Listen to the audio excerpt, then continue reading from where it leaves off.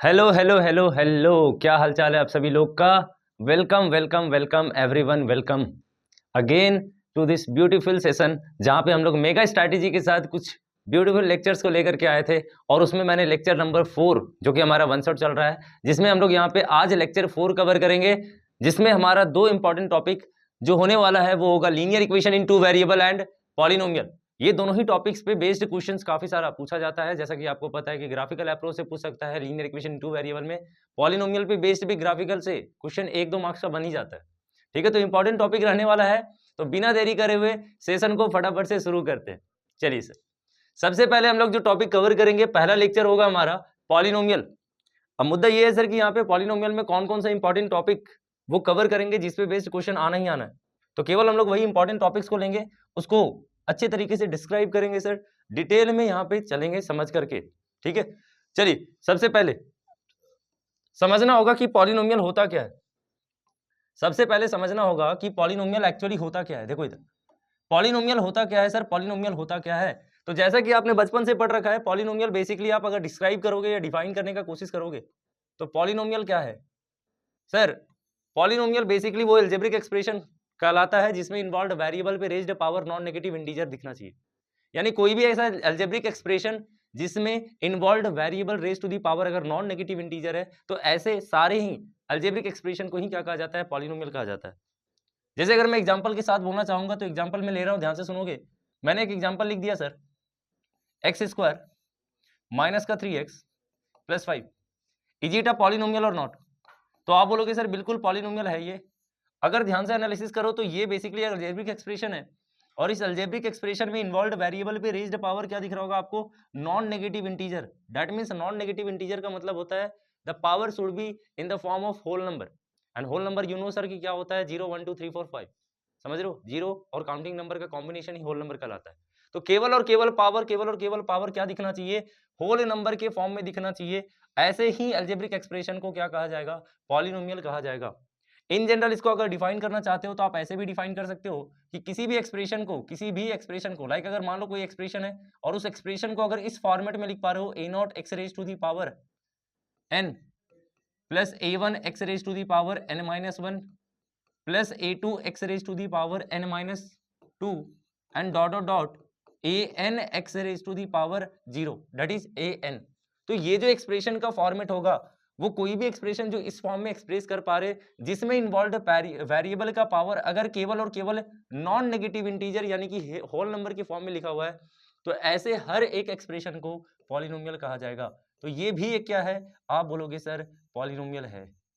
जी हाँ, यही होता है पॉलिनोमियल का डेफिनेशन। अगर इस पॉलिनोमियल को एनालिसिस करेंगे तो इस पॉलिनोमियल में सबसे बड़ा पावर इन्वॉल्व जो है वो क्या है, n, और इसी n को क्या कहा जाएगा, degree of this polynomial, degree of this polynomial. तो पॉलिनोमियल क्या होता है समझ में आ गया सभी को, पॉलिनोमियल क्या होता है समझ में आ गया, बहुत ही सही बहुत ही सही। देखो आप कुछ एग्जांपल देख लेंगे कि पॉलिनोमियल होता क्या है, या उस पे बेस्ड कौन कौन सा एक्सप्रेशन को कब पॉलिनोमियल कहा जाएगा। जैसे एक्स क्यूब माइनस का 1/x, is it a polynomial और नॉट। तो आप बोलोगे सर सिंपल सी बात है, यहाँ पे जो इन्वॉल्व वेरिएबल है उसका पावर क्या हो गया 3, लेकिन यहाँ जो इन्वॉल्व वेरिएबल है उसका पावर 1 है। लेकिन ये डिनोमिनेटर में अगर इसको स्टैंडर्ड में कन्वर्ट करेंगे, डेफिनेटली अगर न्यूमरेटर में शिफ्ट करेंगे तो एक्स पे रेज्ड पावर -1 आ जाएगा। और अगर -1 आ रहा है, इसका मतलब सर समझ में आ रहा है कि ये जो एक्सप्रेशन है ये पॉलिनोमियल कतई नहीं हो सकता, क्योंकि पॉलिनोमियल होने के लिए वेरिएबल पे रेज्ड पावर केवल और केवल होल नंबर के फॉर्म में मिलना चाहिए, दैट इज 0 1 2 3 के फॉर्म में मिलना चाहिए। यहाँ पे अगर आप देखोगे तो एक्स पावर कितना हो जाएगा, नेगेटिव, जो कि एक पॉलिनोमियल नहीं होने का क्राइटेरिया होता है। तो ये एक पॉलिनोमियल नहीं है। उम्मीद करते हैं समझ में आ गया होगा कि पॉलिनोमियल किस एक्सप्रेशन को कहेंगे और किस एक्सप्रेशन को नहीं कहेंगे। अब यहाँ पे सीधा सीधी मुद्दे पे बात करेंगे कि सवाल किससे बनना है सर। चलो यहाँ पे देख करके बताना फटाफट से, डिग्री क्या होता है। सबसे पहले जो जो इंपॉर्टेंट टॉपिक्स है सारा कवर करेंगे इसमें हम लोग, ठीक है, जिस पे बेस सवाल बनना ही बनना है। जैसे डिग्री क्या होता है, आपको पता है सर कि किसी भी पॉलिनोमियल में डिग्री बेसिकली हाईएस्ट पावर को कहा जाता है। एक्सप्रेशन में इन्वॉल्व वेरिएबल का जो सबसे बड़ा पावर होगा वही मेरा डिग्री होगा। इनकेस अगर पॉलिनोमियल एक वेरिएबल के बजाय 2 या तो उससे ज्यादा वेरिएबल में डिफाइन है, तो ऐसे हर एक पॉलिनोमियल का डिग्री निकालने के लिए हर एक इंडिविजुअल टर्म में इन्वॉल्व वेरिएबल के पावर का सम लेते हैं, और उनमें से जो सम सबसे बड़ा होगा डेफिनेटली वो ही हमारा क्या होगा, उस पूरे के पूरे पॉलिनोमियल का डिग्री कहलाएगा।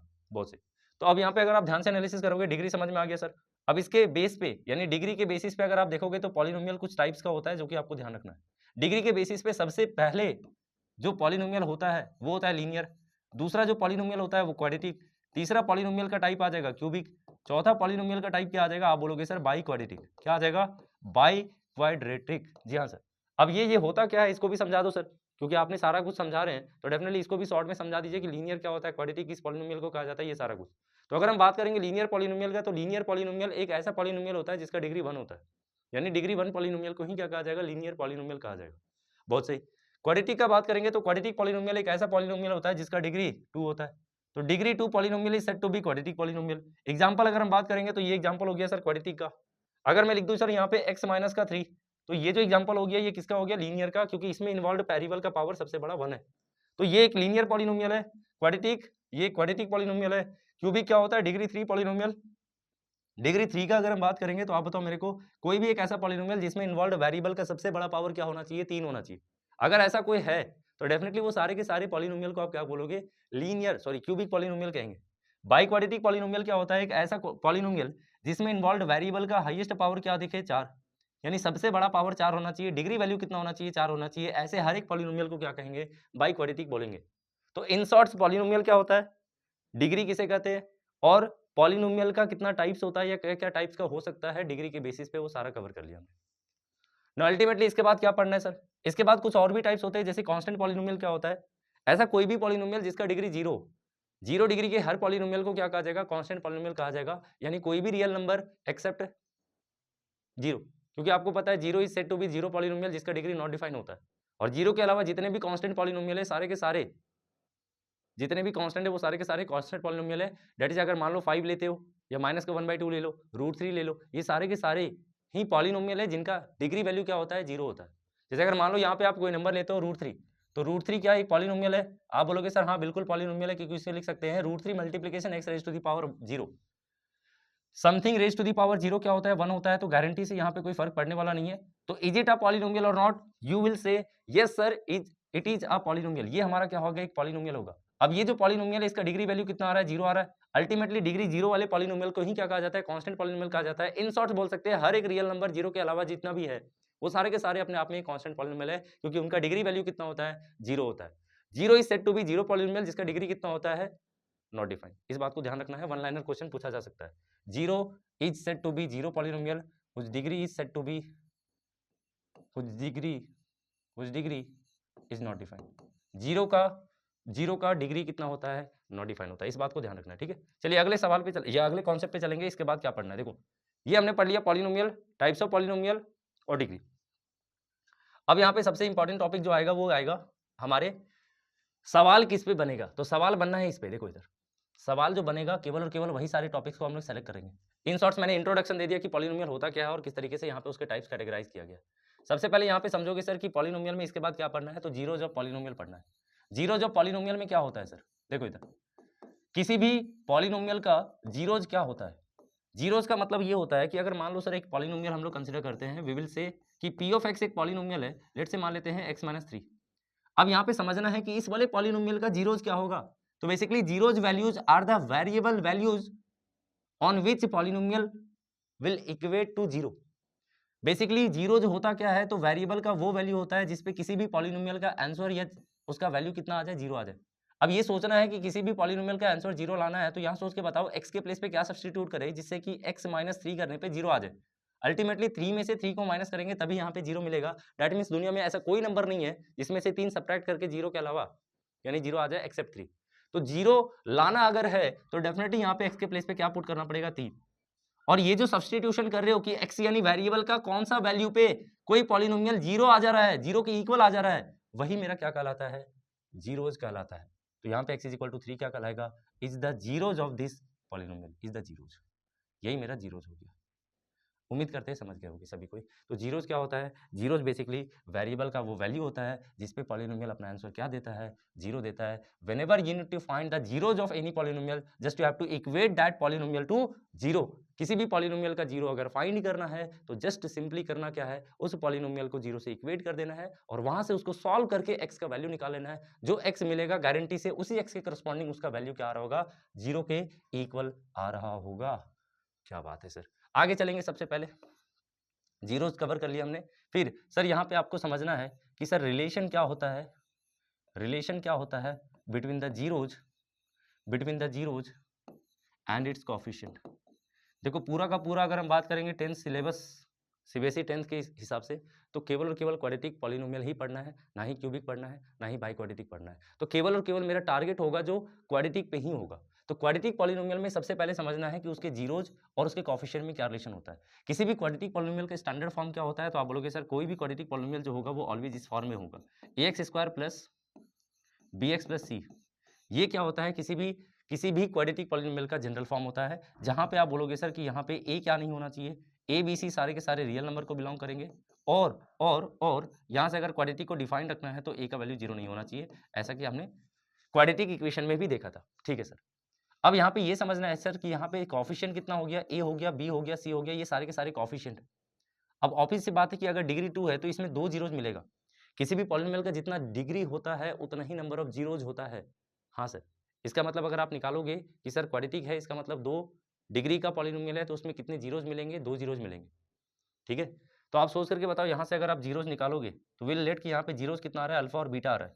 जीरोज कितना आ रहा है, अल्फा और बीटा आ रहा है। अब आप सोच के बताओ, अल्फा और बीटा अगर जीरोज है इस क्वाड्रेटिक पॉलिनोमियल का, तो जीरोज का सम क्या होगा, जीरोज का सम क्या होगा। रिलेशन बहुत ही ज्यादा इंपॉर्टेंट है, मैं गारंटी से बोल सकता हूँ सवाल केवल और केवल यहीं से आना है, सवाल केवल और केवल यहीं से आना है।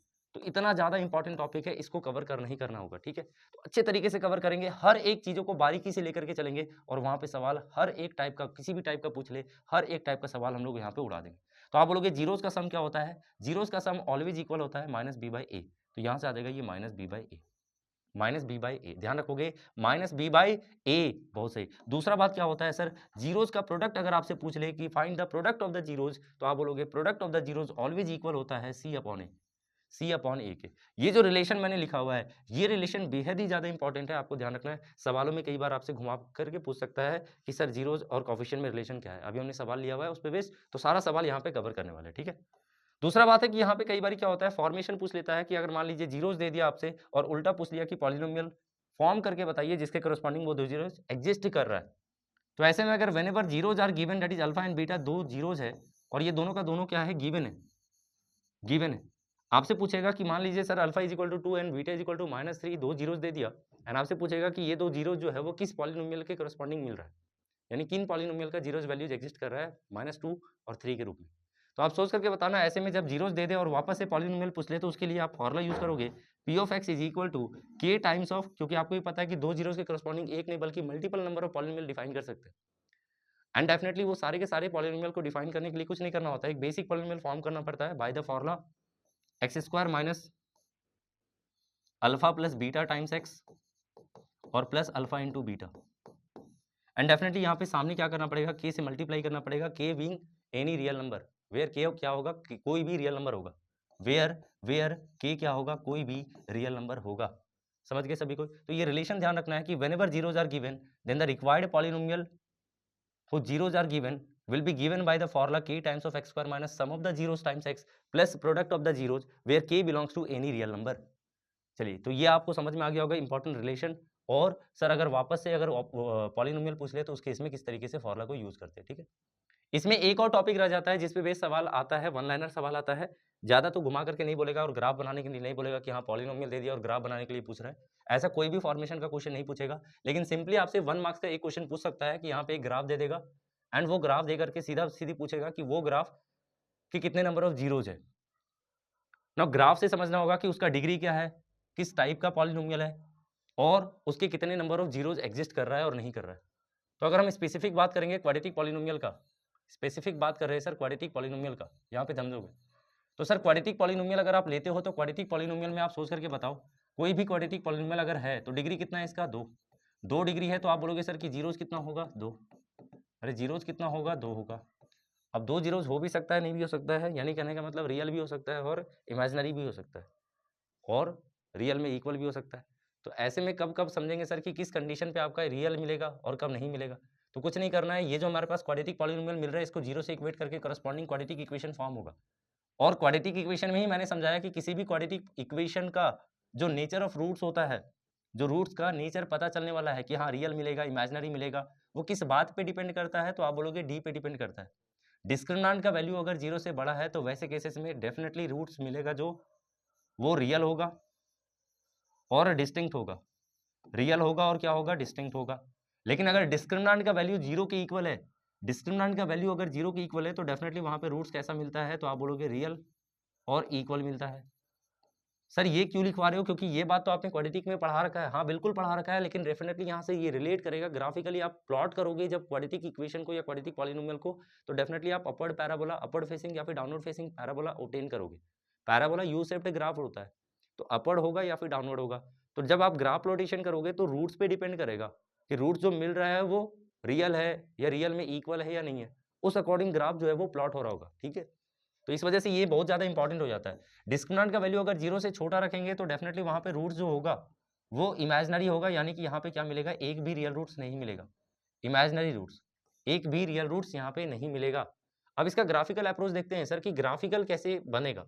यानी कोई भी क्वाड्रेटिक पॉलिनोमियल उठा लो, हर एक क्वाड्रेटिक पॉलिनोमियल का अगर आप ग्राफ बनाने जाओगे तो डेफिनेटली ग्राफ उसका जो मिलेगा वो यू शेप्ड होगा, या तो यू शेप्ड डाउनवर्ड फेसिंग होगा या फिर अपवर्ड फेसिंग होगा। सर किस बात पे डिपेंड करेगा कि कब हमारा जो ग्राफ बनेगा वो अपवर्ड फेसिंग होगा और कब हमारा डाउनवर्ड फेसिंग होगा। देखो अपवर्ड फेसिंग ग्राफ कब मिलता है, इट विल डिपेंड अपॉन ए क्या होता है, एक्स स्क्वायर का कोफिशिएंट। अगर एक्स स्क्वायर का कोफिशिएंट पॉजिटिव है, दैट इज उसका वैल्यू 0 से बड़ा है, तो ऐसे हर एक केस में जो ग्राफ मिलने वाला है वो क्या होगा, आपका अपवर्ड फेसिंग होगा, upward facing, upward facing graph होगा। वही अगर ए का वैल्यू 0 से छोटा है तो वहां पे जो ग्राफ मिलने वाला है क्वाड्रेटिक पॉलिनोमियल का वो कैसा होगा, सर डाउनवर्ड फेसिंग पैराबोला होगा, डाउनवर्ड फेसिंग पैराबोला होगा। पैराबोला यू शेप्ड ग्राफ तो होता है, ठीक है ना। अल्टीमेटली सोच करके बताओ, ठीक है सर ये बात तो समझ में आ रहा है, बट ये आपने क्या करा हुआ है कि एक्स एक्सिस को 2 बार कट करा हुआ है। अब जब आप पॉलिनोमियल का ग्राफ बनाते हो तो ग्राफ एक्स एक्सिस को जितने बार टच करेगा या जितने बार मिलेगा, एक्चुअली उतने ही नंबर ऑफ क्या होता है, रूट्स होता है।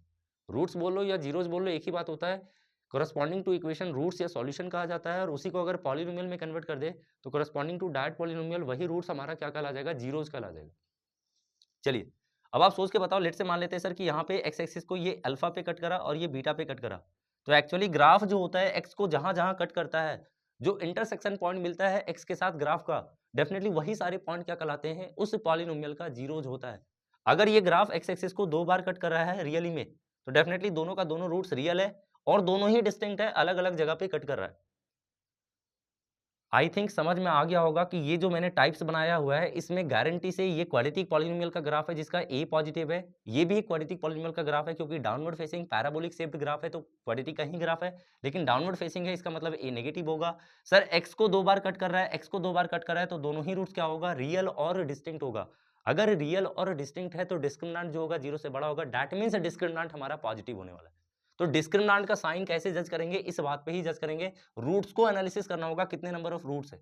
अगर ग्राफ हमारा ऐसा होता, सोचो अगर ग्राफ मेरा ऐसा होता, ऐसा, ये केवल और केवल एक्स को एक पॉइंट पे, एक पर्टिकुलर पॉइंट पे टच करके पास कर जाता, तो ऐसे में सोच के बताओ, सबसे पहले अगर मैं पूछता हूं सर कि ग्राफ देख करके यहाँ पे आपको सारा का सारा बात बताना पड़ेगा कि किस टाइप का पॉलिनोमियल का ग्राफ है, कितना नंबर ऑफ रूट्स है, कितना डिग्री मिल रहा है, कितना डिग्री मिल रहा है। सर वो जो है, वो जो क्वाड्रेटिक पॉलिनोमियल है, वो जो क्वाड्रेटिक पॉलिनोमियल है उसका रूट्स का नेचर कैसा आना है, रियल है, डिस्टिंक्ट है, इमेजिनरी है, इक्वल है, सारा कुछ सारा यहाँ पे बात आपको देखना पड़ेगा। अब आप सोच के बताओ, सबसे पहले सर क्वाड्रेटिक होगा क्योंकि पैराबोलिक ग्राफ है, पैराबोलिक ग्राफ है इसका मतलब क्वाड्रेटिक पॉलिनोमियल का ग्राफ है। अब इसका ए क्या होगा, ए का अगर हम साइन पूछेंगे तो पॉजिटिव होगा क्योंकि आपको भी पता है अपवर्ड फेसिंग है। अपवर्ड फेसिंग पैराबोलिक ग्राफ का जो ए होता है वो हमेशा पॉजिटिव होता है, तभी हमारा अपवर्ड फेसिंग ग्राफ बनेगा ना। दूसरा बात सोच करके बताओ, इसका डिस्क्रिमिनेंट पूछेंगे तो क्या होगा। अब ऐसे हर एक केस में क्या करना है ना, ग्राफ जब भी ग्राफ जो है ना वो एक्स को टच करके पास कर जाए, सोचो टच करके पास करेगा तो ऐसे में क्या होता है कि ग्राफ अगर एक सिंगल पॉइंट पे टच करके पास कर रहा है तो जिस भी पर्टिकुलर पॉइंट को टच करके पास करा होगा, लाइक मान लो अल्फा है, तो इसका पहला जीरोज भी अल्फा होगा और दूसरा जीरोज भी अल्फा होगा। कहने का मतलब दोनों जीरोज रियल तो होगा बट दोनों ही इक्वल होगा, और जब दोनों ही रियल है और दोनों ही इक्वल होगा तो डेफिनेटली ग्राफ जो है वो एक्स को केवल एक सिंगल पॉइंट पे टच करके पास करेगा, तो पहला जीरो भी अल्फा और दूसरा जीरो भी अल्फा। हाँ, इसका मतलब सर यहाँ पे किसी भी क्वाड्रेटिक पॉलिनोमियल का ग्राफ अगर एक्स को केवल एक बार टच करके पास कर रहा है तो उसका डी 0 के बराबर होता है। उसका डी क्या होता है, 0 के एग्जैक्टली बराबर होता है, क्योंकि उस केस में जीरोज वैल्यूज अगर आप देखोगे तो एक ही मिलेगा, हालांकि 2 मिलेगा लेकिन दोनों इक्वल होगा, तो बोलने के लिए आप काउंटिंग में एक ही बोल सकते हो, ठीक है, तो अल्फा ही हो जाएगा। लेकिन अगर मान लो सर ऐसा कुछ आ गया तो कि एक्स को टच ही ना करे, ऐसा पास हो गया, तो आप बताओ मेरे को, अगर ऐसा पास कर गया तो यहाँ पे एक भी नंबर ऑफ रूट्स मिलेगा, सर नहीं मिलेगा, एक भी रूट्स नहीं मिलेगा, ठीक है। यहाँ पे अगर आप ए निकालोगे तो सर 0 से छोटा क्योंकि डाउनवर्ड फेसिंग, यहाँ पे डी पूछेंगे तो डी का वैल्यू क्या हो जाएगा, 0 से छोटा। एक्स को एक भी बार इंटरसेक्ट नहीं कर रहा है, एक्स को एक भी बार इंटरसेक्ट या कट नहीं करेगा, तो ऐसे केसेस में आपको पता है कि नंबर ऑफ रूट्स या नंबर ऑफ जीरोस कितना होगा, 0। मतलब सर इमेजिनरी, एक भी रियल रूट्स नहीं मिलेगा। एक भी रियल रूट्स नहीं करने का मतलब इमेजिनरी होता है, जिसका डी वैल्यू क्या होता है, 0 से छोटा। तो डी का साइन कितना हो गया, 0 से छोटा। चलिए उम्मीद करते हैं समझ में आ गया होगा। अच्छा इस बात में ध्यान रखना है कि जो वर्टेक्स होता है, वर्टेक्स का कोऑर्डिनेट क्या होता है, वर्टेक्स का कोऑर्डिनेट ध्यान रखोगे सभी को, -b/2a, -d/4a होता है। वेयर डी क्या होता है, डिस्क्रिमिनेंट होता है। तो ये वर्टेक्स होता है किसी भी क्वाड्रेटिक पॉलिनोमियल का। कहने का मतलब क्वाड्रेटिक पॉलिनोमियल का जब ग्राफ प्लॉट करेंगे तो ये जो पॉइंट होगा ना, ये जो पॉइंट होगा मैक्सिमा पॉइंट या फिर मिनिमा पॉइंट, डेफिनेटली ये पॉइंट को ही क्या कहा जाएगा, वर्टेक्स कहा जाएगा, जिसके अबाउट पूरा का पूरा पैराबोलिक ग्राफ सिमेट्रिसिटी शो करता है। और ये जो हमारा वर्टेक्स होगा उसका कोऑर्डिनेट कैसे मिलता है, तो bye using the formula -b/2a, -d/4a। चलिए उम्मीद करते हैं समझ में आ गया होगा। इससे बाहर कभी भी सवाल नहीं बनेगा। जितना बात मैंने बताया अभी, अगर ये सारे के सारे बात आपके दिमाग में है और सारा ही कंडीशन आपके दिमाग में है, तो डेफिनेटली आप सारे सवाल को कर जाओगे बिना कुछ सोचे। यानी आप सवाल देखोगे और आंसर, सवाल देखोगे आंसर, ऐसा आपके दिमाग में सेट हो जाएगा। ठीक है, चलिए देखते हैं, एक एक करके सवाल लेते हैं कि कौन कौन सा सवाल किस किस टाइप का सवाल बन सकता है जो प्रीवियस ईयर में पूछा गया है। अगर आप ध्यान से एनालिसिस करोगे तो मैंने कुछ मल्टीपल चॉइस क्वेश्चन लिया हुआ है जिसपे बेस्ड सवाल पूछा जाता है। पहला सवाल आप सभी के सामने सीबीएसई 2023 में पूछा गया सवाल है। चलिए फटाफट से देखते हैं सर इसका आंसर क्या होगा। इसका आंसर क्या होगा, 4 ऑप्शन आपके सामने है, इसका आंसर क्या होगा जल्दी से करने का कोशिश करेंगे सभी को। Alpha beta are the zeros of the polynomial p of x is equal to x square minus 1, you have to find the value of alpha plus beta। भाई सिंपल है, आपके पास एक क्वाड्रेटिक पॉलिनोमियल है, इस क्वाड्रेटिक पॉलिनोमियल का zeros alpha और beta है, तो आपसे पूछा है alpha plus beta that is sum of the zeros. अभी जस्ट मैंने बताया किसी भी क्वाड्रेटिक पॉलिनोमियल में sum of the zeros that is alpha plus beta is equal होता है -b/a के, -b/a के इक्वल होता है। अच्छा यहाँ पे b वैल्यू कितना है सोच करके बताओ। अगर आप b वैल्यू निकालोगे तो b कितना है, 0। x का कोएफिशिएंट ही क्या होता है, x का कोएफिशिएंट ही b होता है, और b क्योंकि 0 है तो सोच के बताओ अगर b ही 0 हो गया तो सम ऑफ द जीरोस होता है ऑलवेज -b/a।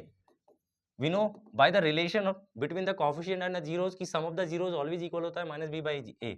अब a तो हमारा 1 है, a हमारा 1 है बट b 0 है, तो ऊपर 0 नीचे 1, भाई 0 अपॉन समथिंग क्या हो जाएगा, 0 0 अपॉन समथिंग क्या हो जाएगा, 0 हो जाएगा। यानी इस ऑप्शन, इस आंसर क्या हो जाएगा, इस ऑप्शन क्वेश्चन का आंसर क्या हो जाएगा सर, 0 हो जाएगा, ऑप्शन नंबर डी। अगले सवाल पे चलेंगे, क्वेश्चन नंबर 2 पे। क्वेश्चन नंबर 2 पे क्या बोल रहा है, अल्फा बीटा इसका 0 है। अगर फटाफट से देखेंगे सर तो आपसे पूछा है 1 अपॉन अल्फा और 1 अपॉन बीटा का वैल्यू क्या होगा। ऐसे हर एक सवाल में क्या करना होता है, रिलेशन यूज करना होता है between the coefficient and the zeros. Sir यहाँ से अगर फटाफट से देखेंगे तो a का वैल्यू कितना है, 4 है, b का वैल्यू कितना हो गया, कंपेयर कर लो, -3 है, और c का वैल्यू कितना हो गया, -7 हो गया। नो अल्टीमेटली अगर अल्फा प्लस बीटा अगर आपसे पूछा जाएगा तो अल्फा प्लस बीटा कितना हो जाएगा, दैट इज जीरोस का सम कितना हो जाएगा। जीरोस का सम होता है सर -b/a, तो माइनस ऑफ -3/4 दैट इज 3/4। अच्छा अगर आपसे पूछा जाएगा अल्फा इंटू बीटा, तो अल्फा इंटू बीटा कितना होता है, c/a, c का वैल्यू -7/4। तो यहाँ से निकल गया जीरोस का प्रोडक्ट और जीरोस का सम। ना आपसे जो भी सवाल पूछ ले अब अल्फा बीटा में, हर एक सवाल का जवाब आप फटाफट से दे दोगे। जैसे आपसे पूछा गया 1 upon alpha plus 1 upon beta का वैल्यू क्या होगा। अगर यहाँ से आप एलसीएम लोगे तो, क्योंकि ये ऐसा दिख रहा होगा, एलसीएम ले लो, कितना आ गया, alpha into beta, sir beta यहाँ पे, अल्फा यहाँ पे, that is alpha plus beta. बहुत सही, अल्फा प्लस बीटा का वैल्यू अभी जस्ट आपने इवेलुएट करा था 3/4, और अल्फा इंटू बीटा का वैल्यू कितना आ गया, -7/4। सर 4 से 4 कैंसिल कर लेंगे, यहाँ से आंसर आ जाएगा -3/7। आंसर कितना आ जाएगा, -3/7। यानी ऑप्शन नंबर क्या हो जाएगा, आप बोलोगे सर डी। ऑप्शन नंबर हमारा डी हो जाएगा, बिल्कुल सही जवाब। ठीक है, चलिए अगले सवाल पे चलेंगे फटाफट से। अगला सवाल आपके सामने देखो यहाँ पे, if the path trace by the car है zeros at -1 and 2 then it is given by. भाई सिंपल सी बात है कि यहाँ पे कार के द्वारा जो पाथ ट्रेस किया गया है उसके दो जीरोज -1 और 2 है। दो जीरोज अगर -1 और 2 है तो डेफिनेटली जो कार के द्वारा पाथ ट्रेस किया गया है वो क्वाड्रेटिक यानी कि पैराबोलिक शेप ग्राफ बन रहा होगा। तो एक बेसिकली क्वाड्रेटिक पॉलिनोमियल का दो जीरोस दिया हुआ है और उसके करस्पॉन्डिंग पॉलिनोमियल पूछा हुआ है। यहाँ पे आप ऑप्शन से भी जा सकते हो कि सर सॉल्व कर लो और जीरोस निकाल लो, जिसका जीरोस मैच करिए इससे, तो डेफिनेटली वही मेरा आंसर हो जाएगा। या फिर आप उल्टा जा सकते हो कि जीरोस पता है, पॉलिनोमियल निकालना है, we have the formula sir कि पॉलिनोमियल क्या होगा। पॉलिनोमियल हो जाएगा यहाँ पे k times of x square minus का alpha plus beta. Alpha plus beta कितना आ गया, 1 मल्टीप्लीकेशन x, और यहाँ पे होता है plus alpha into beta. Alpha into beta कितना आ जाएगा, आप बोलोगे सर -2। तो बस यहाँ से निकाल लो, बेसिक पॉलिनोमियल कितना आ गया, x square minus x minus 2, x square minus x minus 2, x square minus x minus 2। कौन सा ऑप्शन है sir, option number C. Option number C बिल्कुल सही जवाब है। अभी जस्ट मैंने फॉर्मूला बताया था कि अगर जीरोस गिवन होता है और पॉलिनोमियल फाइंड करना होता है तो फॉर्मूला होता है k times of x square minus sum of the zeros times x plus product of the zeros. चलिए अगले सवाल पे चलेंगे। The number of zeros of the polynomial representing the whole curve. ये जो कर्व दिख रहा है आपको, ये जो कर्व दिख रहा है, ये कर्व बेसिकली कितने नंबर ऑफ जीरोज को डिनोट कर रहा है या इसके कितने नंबर ऑफ जीरोज है? ये सीबीएसई 2022 में पूछा हुआ सवाल है। बताइए जल्दी से बताइए सभी को, इसका आंसर क्या होगा फटाफट से। अगर आप ध्यान से देखोगे सर तो यहाँ पे मैंने अभी जस्ट बताया, ग्राफ एक्स को जितने बार मिलेगा उतने नंबर ऑफ जीरोज होता है। काउंटिंग कर लो एक्स को कितने बार मीट कर रहा है सर, एक रहा यहाँ, एक यहाँ, एक यहाँ और एक यहाँ। आगे पीछे खुद से एनालिसिस नहीं करना है सर, ऐसे घूमेगा तो कट भी करेगा। खुद से एनालिसिस नहीं करना है, जितने बार कट करता हुआ नजर आ रहा होगा उतना ही नंबर ऑफ जीरोज का लेना है। अगर आप एनालिसिस कर रखे होगे तो डेफिनेटली ये जो ग्राफ है ये एक पॉलिनोमियल का ग्राफ है, और ये एक्स को क्योंकि 4 अलग अलग पॉइंट पे मीट कर रहा है, इसका मतलब इसके 4 नंबर ऑफ डिस्टिंक्ट जीरोज होंगे और सारे के सारे रियल होगा, क्योंकि डेफिनेटली डिफाइन कर पा रहे हैं। तो सर यहाँ पे आंसर कितना आ जाएगा? 4। ऑप्शन के हिसाब से चलना है। चलिए अगले सवाल पे चलेंगे। अगला सवाल यहाँ पे देखोगे, अगला सवाल फटाफट से question number 5। Question number 5 CBSE 23 में पूछा गया सवाल है, एकदम सेम फॉर्मेट का सवाल है। अगर आप ध्यान से एनालिसिस करोगे तो ये जो ग्राफ दे रखा है इसके नंबर ऑफ जीरोज पूछ रखा है। अब देखो यहाँ पे अगर आप देखोगे तो सर ग्राफ जो है ना, ग्राफ जो है ध्यान से एनालिसिस करना, ग्राफ जो है वो इसको टच कर रहा है, एक सिंगल पॉइंट पे टच कर रहा है। अभी जस्ट मैंने डिस्क्राइब करा था कि कभी भी किसी पॉलिनोमियल का ग्राफ एक्स को केवल एक पॉइंट पे टच करके पास कर जाए तो ऐसे हर एक पॉलिनोमियल का डिस्क्रिमिनेंट 0 होता है। दैट इज उसके नंबर ऑफ रूट्स अगर बात करेंगे तो रियल और इक्वल होगा, रियल और इक्वल होगा, रियल और इक्वल होगा। तो बताओ मेरे को यहाँ पे इसके कितने नंबर ऑफ जीरोज होंगे? इसके कितने नंबर ऑफ जीरोज होंगे? इसके कितने नंबर ऑफ जीरोज होंगे? तो काउंटिंग में कितना होगा जल्दी से बता दो मेरे को। काउंटिंग में अगर हम बात करेंगे तो कितना होगा सर? दोनों ही इक्वल होगा। इक्वल होगा तो अलग अलग तो नहीं है ना, दो अलग अलग काउंटिंग नहीं कर सकते, एक ही होगा ना। इक्वल होगा तो क्या हो जाएगा? एक हो जाएगा। बिल्कुल सही बात है सर, यहाँ पे एक ही नंबर ऑफ जीरोज होगा, एक ही नंबर ऑफ क्या हो जाएगा? जीरोज हो जाएगा। हालांकि आपको पता है कि यहाँ पे टच कर रहा है, टच करेगा तो डिस्क्रिमिनेंट का वैल्यू 0, 0 मतलब सर रियल और इक्वल, रियल और इक्वल मतलब दो जीरोज लेकिन दोनों ही इक्वल होगा। ठीक है, तो नंबर ऑफ जीरोज पूछा है, नंबर ऑफ जीरोज पूछा है, नंबर ऑफ जीरोज कितना हो जाएगा? एक हो जाएगा। डिस्टिंक्ट होता तो 2 होता, अगर एक है, जैसे मान लो 2 है और दूसरा भी 2 है, तो क्या यहाँ पे काउंटिंग 2 करेंगे? नहीं सर, एक ही करेंगे। चलिए अगले सवाल पे चलेंगे फटाफट से। अगला सवाल क्या होगा? देखो इधर, alpha beta are the zeros of a polynomial p of x is equal to x square plus x minus 1, then find the value of this. Sir ऐसा सवाल अभी जस्ट मैंने करा हुआ था, ये मैं नहीं करूंगा क्योंकि सेम फॉर्मेट में सवाल पूछा हुआ है। आपको करना क्या है, इस सवाल को पढ़ना है, ध्यान से देख लो सभी को इस सवाल किस तरीके से और क्या पूछ रहा है, और इसका आंसर देने का कोशिश करोगे। तो क्वेश्चन नंबर 6 का आंसर आप सभी दोगे, आप सभी से डिमांड किया गया है कि हाँ इस सवाल का जवाब आप दोगे। ठीक है, चलिए सर अगले सवाल पे चलते हैं फटाफट से। अगला सवाल question number 7, what should be added from the polynomial this so that 3 is the zeros of the resulting polynomial.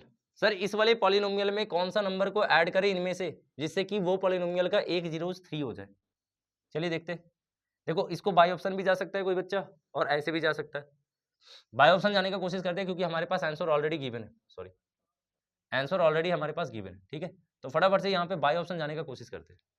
चलिए देखेंगे सभी को, मेरे पास पॉलिनोमियल क्या दे रखा है, x² - 5x + 4, x² - 5x + 4 ये पॉलिनोमियल गिवन है। और इस वाले पॉलिनोमियल में कौन से नंबर का एडिशन करें जिससे कि ये ओवरऑल रिजल्टिंग पॉलिनोमियल का एक जीरो 3 हो जाए। तो आप सोच करके बताना, अगर यहाँ पे 1 ऐड करते हैं तो यहाँ पे 5 हो जाएगा, x² - 5x + 5। अब x² - 5x + 5 जो है वो फैक्टराइज करके आप कभी भी यहाँ पे 5 नहीं बना पाओगे, समझ लो। इसका रूट्स अगर निकालेंगे तो इरेशनल में चला जाएगा, कभी भी रैशनल नहीं मिलेगा, 3 नहीं मिल सकता, तो ये तो नहीं होगा। 2 देख लेते हैं सर, 2 अगर एनालिसिस करेंगे तो यहाँ 2 रख देंगे, 2 रखेंगे तो आप बताओ मेरे को, ये 2 हो गया, ये 4 हो गया, 4 और 2 कितना होता है? 6 हो गया। यानी ये बन जाएगा x² - 5x + 6, x² - 5x + 6 हो गया। आप सोच के बताओ, ये फैक्टराइज हो रहा है जिसका 2 जीरोस कितना हो जाएगा? एक तो 3 होगा, एक तो 2 होगा, और वही पूछा गया उसका एक जीरोस कितना होना चाहिए? 3 होना चाहिए। तो आंसर कितना आ जाएगा इसका? सर 2, क्योंकि 2 पे क्या हो रहा है, डेफिनेटली इस वाले पॉलिनोमियल में 2 का एडिशन रिजल्टिंग पॉलिनोमियल का एक जीरोस 3 के रूप में मिलेगा, ये दिखेगा। एकदम सही जवाब सर।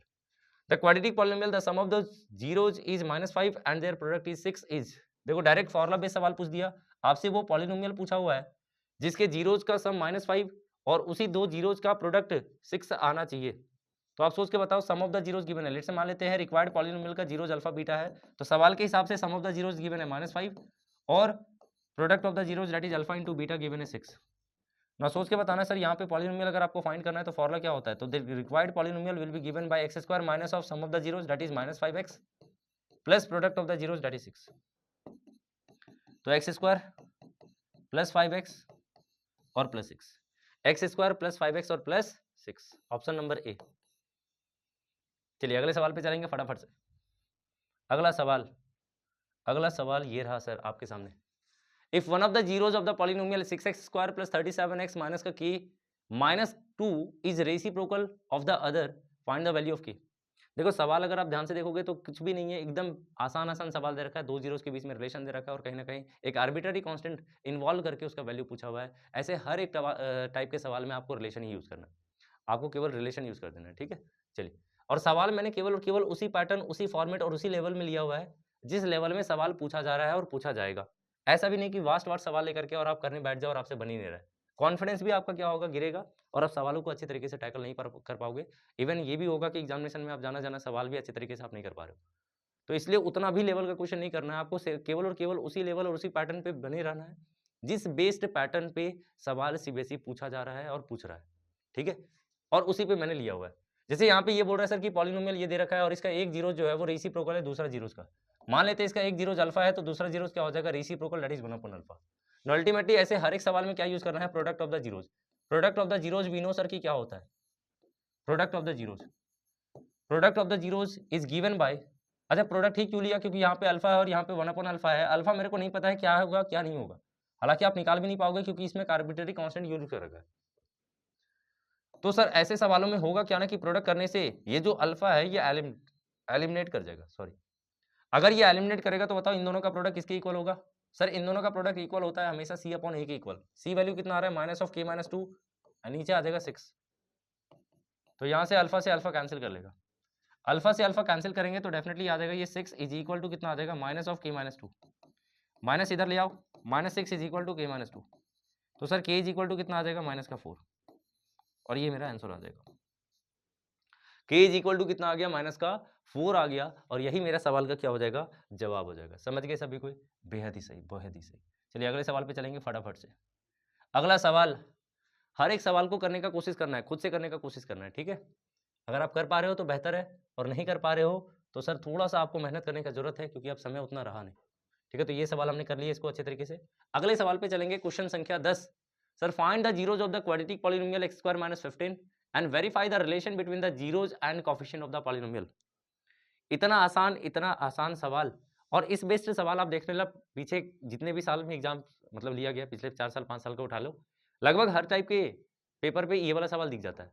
तो ये जो टाइप का सवाल करवा रहे हैं ना, ये वाला बहुत ज्यादा इंपॉर्टेंट टाइप का सवाल हो जाता है। देखो 24 में पूछा हुआ सवाल है। चलो देखो इधर, सभी को देखोगे फटाफट से। सर यहाँ पे ये बोल रहा है कि एक पॉलिनोमियल दे रखा है p ऑफ x, नेमिंग अगर नहीं किया हुआ है तो सबसे पहले आप पॉलिनोमियल को लेट कर लोगे p ऑफ x, यानी कि जिस वेरिएबल में पॉलिनोमियल डिफाइन कर रखा है उसी वेरिएबल में नेमिंग कर लेंगे। p ऑफ x मान लो, g ऑफ x मान लो, r ऑफ x मान लो, जो मानना है मान लो। x² - 15, ना अल्टीमेटली किसी भी पॉलिनोमियल का जीरोस फाइंड करना है। जैसे इस सवाल में देखेंगे तो दो क्वेश्चन पूछ रखा है इंडिविजुअली, एक तो जीरोस आपको बताना है और दूसरा क्या बताना है, तो आप बोलोगे जीरोस और कोएफिशिएंट में रिलेशन जो वेरीफाई करना है। जो रिलेशन होता है मैंने बताया, sum of the zeros minus b by a के इक्वल होता है, product of the zeros alpha into beta is equal to होता है c/a। तो डेफिनेटली दोनों ही रिजल्ट को क्या करना है, आपको वेरीफाई करके भी बताना है इस वाले पर्टिकुलर पॉलिनोमियल के लिए। अब आप यहाँ पे बताओ मेरे को, सबसे पहले जीरोस निकालना है सर, किसी भी पॉलिनोमियल का जीरोस निकालना है, जीरो से इक्वेट करेंगे, x² इज इक्वल टू क्या हो जाएगा 15। सो यहाँ से अगर हम निकालेंगे तो x का वैल्यू ±√15, यानी यहाँ से एक जीरोस आ गया सर 15 का रूट, और दूसरा जीरोस आ जाएगा नेगेटिव का 15 रूट। अल्फा बीटा अगर मिल गया तो आपसे पूछा है कि रिलेशन को वेरीफाई करके बताइए जीरोस और कोएफिशिएंट के बीच में।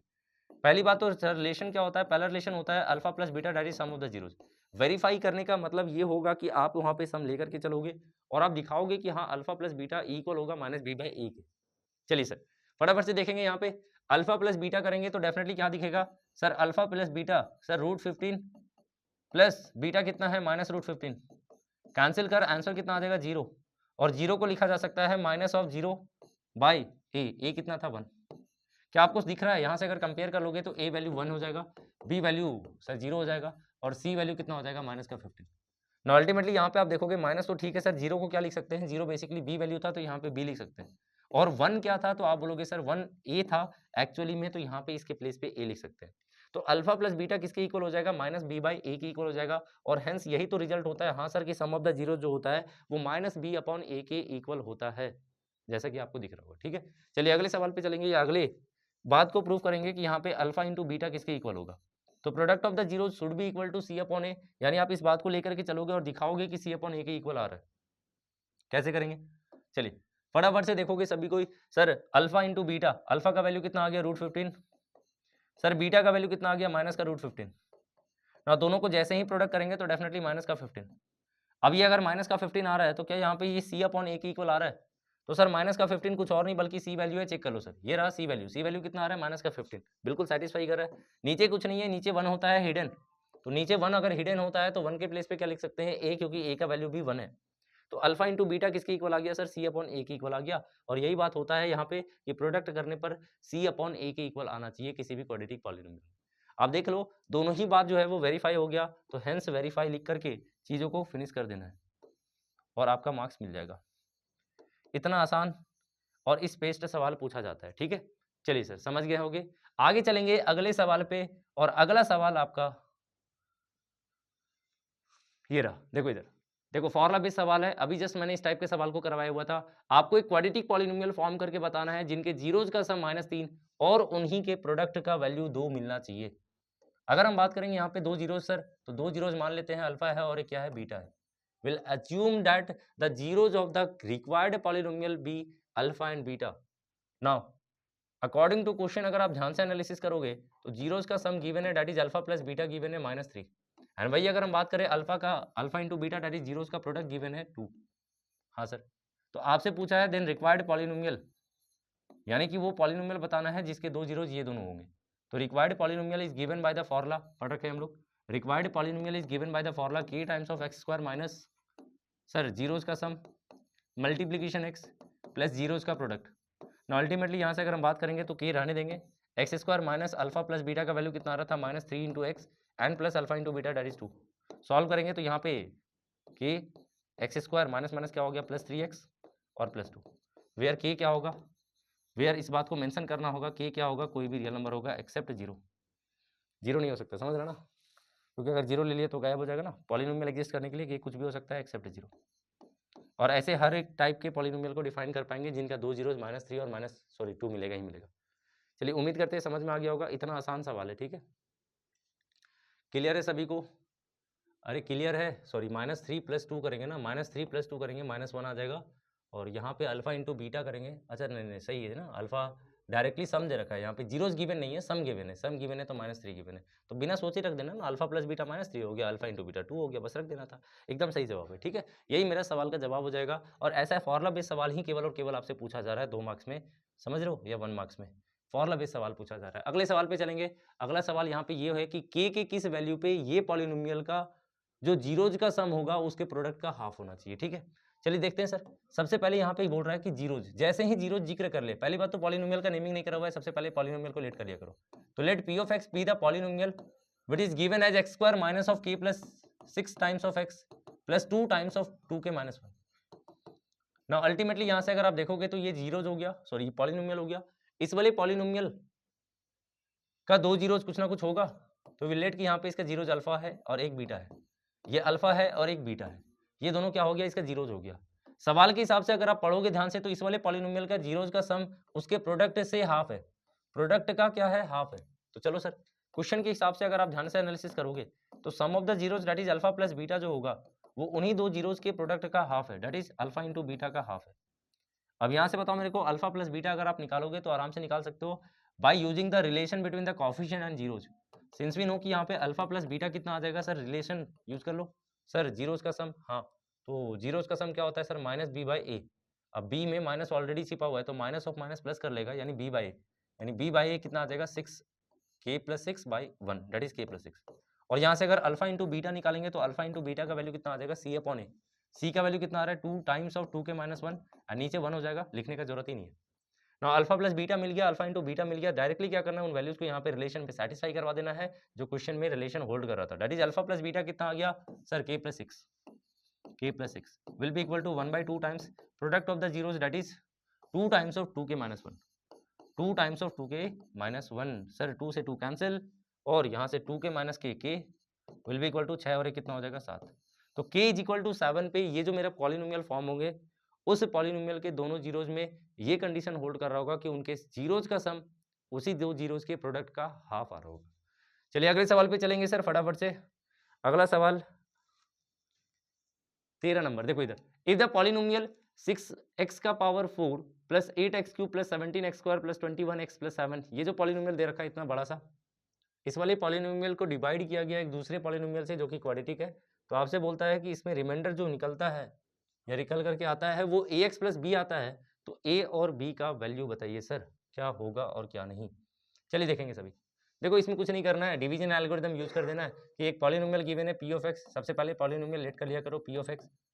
सर ये हो गया 6x का power 4 plus 8x cube plus 17x square और प्लस 21x और प्लस 7 ना, ये मेरा क्या हो गया पॉलिनोमियल हो गया।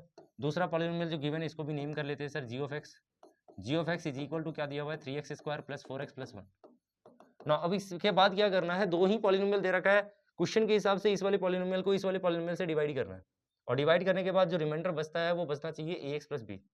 अब क्या करेंगे ना, हम क्या करेंगे कि इसको इससे डिवाइड कर लो, क्योंकि ये पूरा का पूरा पॉलिनोमियल डिफाइन है, ये भी डिफाइन है। जब डिवाइड करेंगे तो एग्जैक्ट यहाँ पे रिमाइंडर मिल करके आएगा और रिमाइंडर गिवन है, तो रिमाइंडर गिवन है और जो मेरा निकल के आएगा उसको कंपेयर कर देंगे तो फटाफट से a और b का वैल्यू निकल के आ जाएगा। ठीक है, चलिए फटाफट से डिवाइड करते जल्दी से।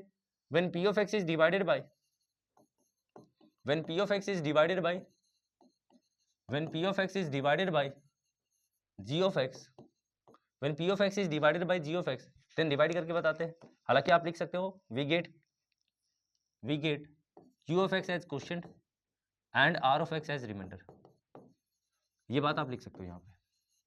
अब यहाँ पे सोच करके बताना कि p of x को अगर g of x से डिवाइड करेंगे तो डिवाइड करके फटाफट से दिखा लो कि यहाँ पे रिमाइंडर निकल के आ कितना रहा है, क्योंकि मेरे को रिमाइंडर से मतलब है क्वेश्चन से नहीं, क्योंकि क्वेश्चन गिवन नहीं है, रिमाइंडर गिवन है और रिमाइंडर जब दे रखा है तो कंपेयर करने के लिए रिमाइंडर का वैल्यू निकालना पड़ेगा। हाँ जी सर, तो यहाँ पे बस डिवाइड कर लो फटाफट से। अगर इसको डिवाइड करेंगे तो यहाँ पे कितना आ जाएगा, g of x था कितना sir 3x square plus 4x plus 1 plus 4x plus 1। चलिए डिवाइड करेंगे फटाफट से, 3x square plus 4x plus 1 से इस वाले पॉलिनोमियल को डिवाइड ही करना है सर, इस वाले पॉलिनोमियल को क्या करना है, डिवाइड ही करना है फटाफट से। 3x स्क्वायर 6x का पावर 4 कितने लगाना पड़ेगा, आप बोलोगे सर 3x स्क्वायर लगा दो, ये हो जाएगा सर, सॉरी 3 कहाँ से आ गया, 2 आ गया ना, 3 2 जा 6 होना चाहिए। हाँ सर, तो यहाँ आ जाएगा 6x का पावर 4, फिर ये आ जाएगा 4x इंटू 2x स्क्वायर कितना हो जाएगा सर 8x क्यूब। हाँ जी, आगे प्लस 1 से मल्टीप्लाई करेंगे तो 2x square minus minus minus, sir ये कैंसिल, सर ये भी कैंसिल, अच्छा भाई क्या बात है। 15x स्क्वायर यहाँ से कितना आ गया 21x और 7, बहुत सही। तो सर 15x स्क्वायर है, यहाँ पे 3x स्क्वायर है, सर गुना किससे करना होगा प्लस 5 से, 5 से लगाएंगे तो याद आएगा 15x स्क्वायर और यहाँ पे कितना आ गया 20x और यहाँ पे 5, क्या बात है सर माइनस माइनस माइनस। अब आप सोच करके बताओ, यहाँ पे अगर आप देखोगे तो सर ये कैंसिल, 21 में से 20 गया तो x और 7 में से 5 गया तो 2, यानी रिमाइंडर कितना निकल के आ रहा है x से प्लस 2 निकल के आ रहा है, जबकि सवाल में यही रिमाइंडर कितना दे रखा है सर ax प्लस b दे रखा है। कंपेयर कर लो, x का कोफिशिएंट इस साइड पे a है और इस साइड पे 1 है, तो a का वैल्यू 1 मिलना चाहिए। हाँ जी सर, और b का वैल्यू कितना मिल जाएगा sir, b will be equal to 2, b का वैल्यू कितना होगा 2, यानी सवाल का जवाब क्या हो जाएगा a बराबर 2 और b बराबर a बराबर 1 और b बराबर 2, और यही सवाल का क्या हो गया जवाब हो गया। ऐसा सिंपल क्वेश्चन जो है वो पूछा जाता है कि पॉलिनोमियल दे देगा और दूसरे पॉलिनोमियल से डिवाइड कर जो रिमाइंडर मिलेगा उसमें कुछ आर्बिट्ररी कांस्टेंट इन्वॉल्व कर उसका वैल्यू पूछ लेगा, तो कंपेयर करना है और कंपैरिजन से ऐसे सवालों को उड़ा देना है फटाफट से। ठीक है, तो इतना आसान होता है। चलिए अगले सवाल पे चलेंगे फटाफट से। सर अल्फा और बीटा जो है वो यहाँ पे एक पॉलिनोमियल गिवन है, उसका जीरोस दे रखा है और इस वाले रिलेशन को सेटिस्फाई कर रहा है, तो आपसे पूछा हुआ है कि k का पॉसिबल वैल्यू क्या होगा, k का पॉसिबल वैल्यू क्या होगा। चलिए देखते हैं सभी कोई। सबसे पहले तो सर ये पॉलिनोमियल हो गया, ये पॉलिनोमियल गिवन है, पॉलिनोमियल को सबसे पहले डिफाइन करो। यहाँ पे पॉलिनोमियल गिवन क्या है, f ऑफ x दे रखा है यहाँ पे 2x square plus 5x plus k, ये हमारे पास एक पॉलिनोमियल गिवन है। ठीक है, अब ये जो पॉलिनोमियल गिवन है इसके दो जीरोज अल्फा और बीटा गिवन है, इसके दो जीरोज क्या दे रखा है सर, अल्फा और बीटा दे रखा है, बढ़िया बात है। उसके बाद ये बोल रखा है कि यहाँ पे सवाल में ये जो इस पॉलिनोमियल का दो जीरोज है, ये पॉलिनोमियल का दोनों जीरोज इस वाले रिलेशन को सेटिस्फाई कर रहा है, वेरीफाई कर रहा है। अगर ऐसा है तो आप बताओ मेरे को रिलेशन था क्या, रिलेशन गिवन है alpha square plus beta square plus alpha beta will be equal to sir 21/4। अब देखो यहाँ से हम अल्फा बीटा का वैल्यू डायरेक्टली आप नहीं निकाल पाओगे, क्योंकि यहाँ पे आर्बिट्ररी कांस्टेंट के भी इन्वॉल्व कर रखा है, जिसका वैल्यू आपको नहीं पता है उसी का वैल्यू निकालना है। तो ऐसे हर एक सवाल में क्या करना है ना, रिलेशन यूज कर दिया करो। मतलब सर यहाँ पे आपको पता है कि अगर अल्फा बीटा जीरोज है और ये सारा कोफिशिएंट डिफाइन कर रहे हैं, तो sum of the zeros will be given by minus b upon a, minus b upon a b a करेंगे तो -5/2, and alpha into beta that is product of the zeros is given by k upon 2। ये ऐसा कुछ मिलेगा। अब आप सोच के बताना सर, यहाँ पे अगर आप इस बात को यहाँ पे रखते हो तो अल्फा बीटा का अभी तो डायरेक्ट वैल्यू नहीं है, हाँ, लेकिन डेफिनेटली अल्फा बीटा का सम और अल्फा इंटू बीटा पता है, यानी प्रोडक्ट पता है, सम पता है, तो क्यों ना हम एक काम करें, इस पूरे रिलेशन को सम और प्रोडक्ट में कन्वर्ट कर दे, जिससे चीजें आसान हो जाएगा। पूरा का पूरा इक्वेशन के में ही बनेगा, क्योंकि के के टर्म में ही ये वैल्यूज निकल के आ रहा है, और के का ही वैल्यू निकालना है, तो ज्यादा कन्वीनियंट होगा, ज्यादा आसान पड़ेगा। अब इस बात को कन्वर्ट कर लो, जैसे हम क्या कर रहे हैं यहाँ पे, alpha square plus beta square तो ऑलरेडी है, अगर मैं अपने से काम करता हूँ, अल्फा बीटा ऐड कर देता हूँ, बैलेंस करने के लिए अल्फा बीटा माइनस कर दे रहा हूँ, तो plus alpha beta plus 2 alpha beta, alpha square plus two alpha beta definitely क्या दे जाएगा, आप बोलोगे सर अल्फा प्लस बीटा का whole square, alpha plus beta का होल स्क्वायर माइनस क्या हो गया, alpha into beta will be equal to 21/4। ना आप सोच के बताना, अल्फा प्लस बीटा का whole square, alpha plus beta का वैल्यू क्या आ रहा है सर, अल्फा प्लस बीटा का वैल्यू आपने निकाल रखा है -5/2, यहाँ रख दो -5/2, तो -5/2 का whole square minus alpha into beta का वैल्यू कितना आ रहा था, k/2, तो ये आ गया k/2, k/2 will be equal to 21/4, कितना आ जाएगा, 21/4 आ जाएगा। समझ गए सभी कोई, 21 क्या आ जाएगा, 4 आ जाएगा। बहुत सही। अब यहाँ से कुछ नहीं करना है, इसको सॉल्व करना है और k का वैल्यू निकाल देना है। जल्दी से सॉल्व करेंगे और उसका k का वैल्यू निकालते हैं। चलिए साथ में मिलकर के सॉल्व करते हैं। सर ये हो गया 25/4, यहाँ पे कितना आ गया, k/2, यहाँ पे आ गया 21/4।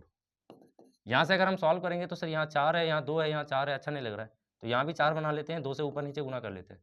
तो आप बोलोगे सर इधर हो गया 25 माइनस 2k बटा में 4, और इधर कितना आ रहा है 21/4, तो सर 4 से 4 कैंसिल कर लेगा, 2k का वैल्यू 4, और 2k अगर 4 है तो k का वैल्यू कितना आ जाएगा 2, यानी सवाल का जवाब कितना हो जाएगा 2, k बराबर 2। इस सवाल का जवाब k बराबर 2 है। समझ गए। चलिए देख लेंगे सभी को कैसे कैसे बनाया मैंने। सबसे पहले पॉलिनोमियल गिवन था, उसका 2 जीरोज अल्फा और बीटा ले लिया गया, उसका जीरोज जो है वो इस वाले रिलेशन को सेटिस्फाई कर रहा था, तो पहले मैंने क्या करा, पॉलिनोमियल के हेल्प से जीरोज और कोफिशिएंट का रिलेशन को यूज करते हुए फटाफट से रिलेशन यूज कर दिया, 2 रिजल्ट निकाल दिया, उस दोनों को कंक्लूड करते हुए गिवन कंडीशन को सेटिस्फाई करते हुए वैल्यूज को के में कन्वर्ट करा, क्योंकि के ही निकालना था, और फाइनली के का वैल्यू आसानी से मिल गया। चलिए अगले सवाल पे चलेंगे। तो ये रहा हमारा पॉलिनोमियल टॉपिक। अच्छे तरीके से मैंने समझाया कि यहाँ पे पॉलिनोमियल में किस तरीके से करना होता है, कौन कौन सा टॉपिक ज़्यादा इंपॉर्टेंट है। देखो पॉलिनोमियल में 2-3 टॉपिक ज़्यादा इंपॉर्टेंट है, मैं फिर से बता रहा हूँ। पहला टॉपिक हमारा सबसे ज़्यादा इंपॉर्टेंट होगा रिलेशन वाला, relation between the zeros and the coefficient that you have to remember कि हाँ यहाँ पे जीरोज का सम जो होता है वो किसके इक्वल होता है, दैट इज -b/a के इक्वल होता है, और जीरोज का प्रोडक्ट c/a के इक्वल होता है। फॉर्मेशन ऑफ क्वाड्रेटिक पॉलिनोमियल, उसका फॉर्मूला आपको ध्यान रखना है, k times of x square minus alpha plus beta times of x plus alpha into beta. और अगर हम बात करेंगे ग्राफिकल अप्रोच का, तो ग्राफिकली आपको ध्यान रखना है कि क्वाड्रेटिक पॉलिनोमियल का जो ग्राफ होता है वो किस शेप का होता है, अगर x को कितने बार मीट करेगा, जितने बार मीट करेगा x को ग्राफ, डेफिनेटली उतने नंबर ऑफ जीरोस को इंडिकेट करता है। समझ गए सभी को। तो इस बात को केवल ध्यान रखना है और वहां से एनालिसिस करके आंसर दे देंगे। अब हमारा जो टॉपिक होगा स्टार्ट, वो होगा लीनियर इक्वेशन इन 2 वेरिएबल। ठीक है, तो इस वाले टॉपिक में क्या क्या पढ़ना है सर, यहाँ पे सवाल किन किन टॉपिक पे बेस्ड बन सकता है या बनता है, तो उन सारे टॉपिक्स को ही यहाँ पे अच्छे से कवर करने वाले हैं। ठीक है, सबसे पहले समझना होगा कि लीनियर इक्वेशन होता क्या है। वो तो बात की बात है कि 2 वेरिएबल 2 वेरिएबल में हम लोग रन करेंगे, लेकिन लीनियर इक्वेशन क्या होता है। देखिए लीनियर इक्वेशन का अगर हम बात करेंगे तो नाम से ही समझ में आ रहा होगा लीनियर। लीनियर का मतलब हो गया सर ऐसा कोई भी इक्वेशन जिसका डिग्री वैल्यू कितना होता है, 1 होता है, यानी फर्स्ट डिग्री इक्वेशन को ही क्या कहा जाता है, लीनियर इक्वेशन कहा जाता है। लीनियर इक्वेशन का जब आप ग्राफ प्लॉट करोगे तो डेफिनेटली एक स्ट्रेट लाइन कर्व मिलेगा। समझ रहे हो क्या बोल रहे हैं, हाँ। तो कोई भी अगर आप लीनियर इक्वेशन का ग्राफ प्लॉटेशन करेंगे तो गारंटी से क्या मिलेगा, स्ट्रेट लाइन कर्व मिलेगा। जैसे आपने क्लास 9th में क्या पढ़ा था, लीनियर इक्वेशन पढ़ा था, तो वहां पे आप सोच के बताओ लीनियर इक्वेशन वहां पे भी पढ़ा था, लेकिन सर वहां पे लीनियर इक्वेशन 2 वेरिएबल केवल आपने फॉर्मेट समझा था कि किस फॉर्म में दिखता है, और उसका ग्राफिकल अप्रोच समझा था कि किस तरीके से ग्राफ बनाते हैं और किस तरीके से सॉल्यूशन को फाइंड करते हैं बाय वैल्यू पुटिंग। क्योंकि आपको भी पता है कि अगर लीनियर इक्वेशन ले रहे तो लीनियर इक्वेशन अगर 2 वेरिएबल में डिफाइन करेंगे तो लीनियर इक्वेशन इन 2 वेरिएबल का जनरल फॉर्म क्या होता है, ax + by + c = 0, where simultaneously a और b 0 नहीं हो सकता, इंडिविजुअली 0 हो सकता है, ये बात आपको पता है। एंड तीनों का तीनों कोएफिशिएंट कहाँ को बिलोंग करेगा, तो sir set of real number को बिलोंग करेगा। हाँ जी सर। ग्राफ अगर हम बात करेंगे तो हर एक लीनियर इक्वेशन यानी फर्स्ट डिग्री इक्वेशन का जो ग्राफ प्लॉटेशन करेंगे तो डेफिनेटली एक स्ट्रेट लाइन कर्व मिलेगा। यहाँ पे क्या पढ़ना है सर, क्लास 10th में अगर हम बात करेंगे तो हमारे सिलेबस में जो बोर्ड सेंस से सबसे ज्यादा इंपॉर्टेंट टॉपिक होता है वो ये होता है कि system of simultaneous linear equation को कैसे सॉल्व करते हैं, क्या क्या मेथड्स होता है, एंड देन जो कंडीशन बेस्ड सवाल होता है कि सर यहाँ पे types of solution that is consistent solution कब मिलेगा, उसमें यूनिक का कब मिलता है, क्या रिलेशन होता है कोएफिशिएंट में, तो वो सारा कुछ यहाँ पे इंपॉर्टेंट होता है।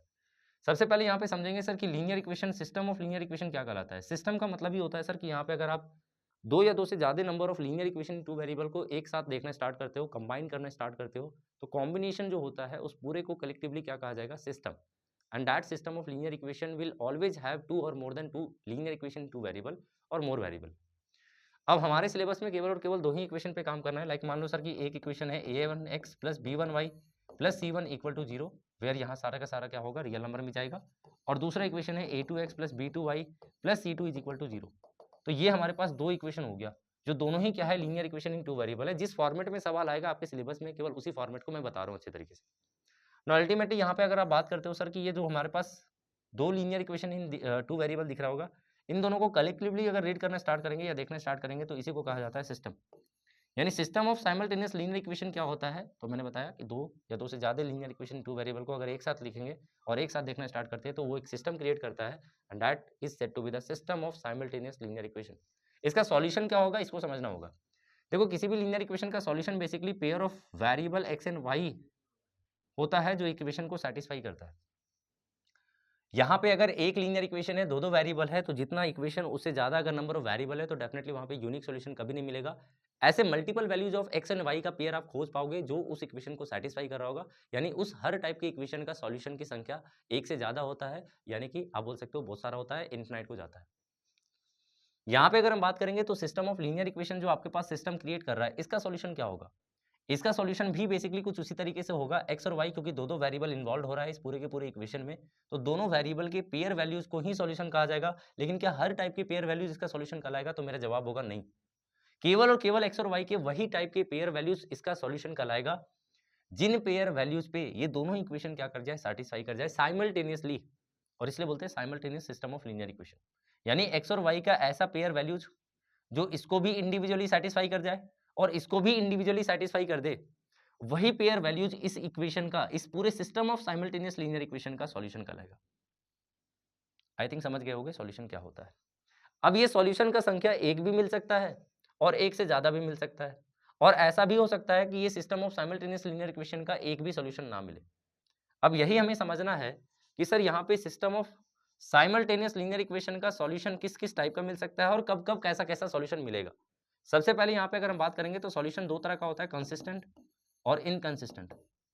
कंसिस्टेंट सॉल्यूशन वो सॉल्यूशन कहलाएगा जिसमें कम से कम एक सॉल्यूशन मिले, कम से कम एक सॉल्यूशन मिले। यानी कोई भी linear equation in two variable है या simultaneous linear equation in two variable है, तो वो जो हमारे पास सिस्टम क्रिएट कर रहा होगा उस सिस्टम का कम से कम सॉल्यूशन की संख्या एक मिले। That is it should have at least one solution.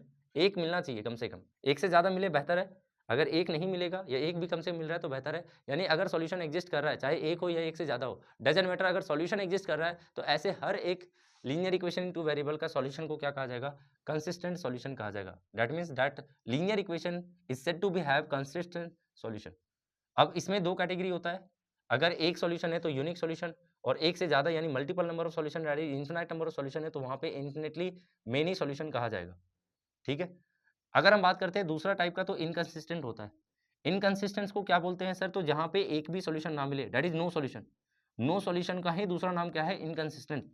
यानी किसी भी सॉल्यूशन, किसी भी सिस्टम ऑफ लीनियर इक्वेशन में अगर एक भी नंबर ऑफ सॉल्यूशन ना मिल रहा हो, तो ऐसे हर एक linear equation in two variable का सॉल्यूशन को क्या कहा जाएगा, इनकंसिस्टेंट कहा जाएगा। अब आपको कंडीशन समझना है, ये तो हमने समझा दिया सॉल्यूशन का टाइप्स कि किस कैटेगरी में या किस वाले केस में इसको कंसिस्टेंट के अंदर रखेंगे, किस वाले केस में इसको इनकंसिस्टेंट बोलेंगे। लेकिन अब इसमें समझना ये है सर कि अगर यहाँ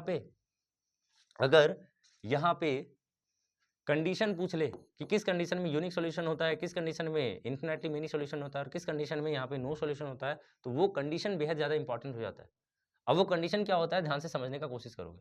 सबसे पहले अगर हम बात करते हैं यूनिक सॉल्यूशन का, तो किसी भी सिस्टम के पास यूनिक सॉल्यूशन तभी होगा जब उसमें a1/b1 नॉट इक्वल हो a2/b2 के।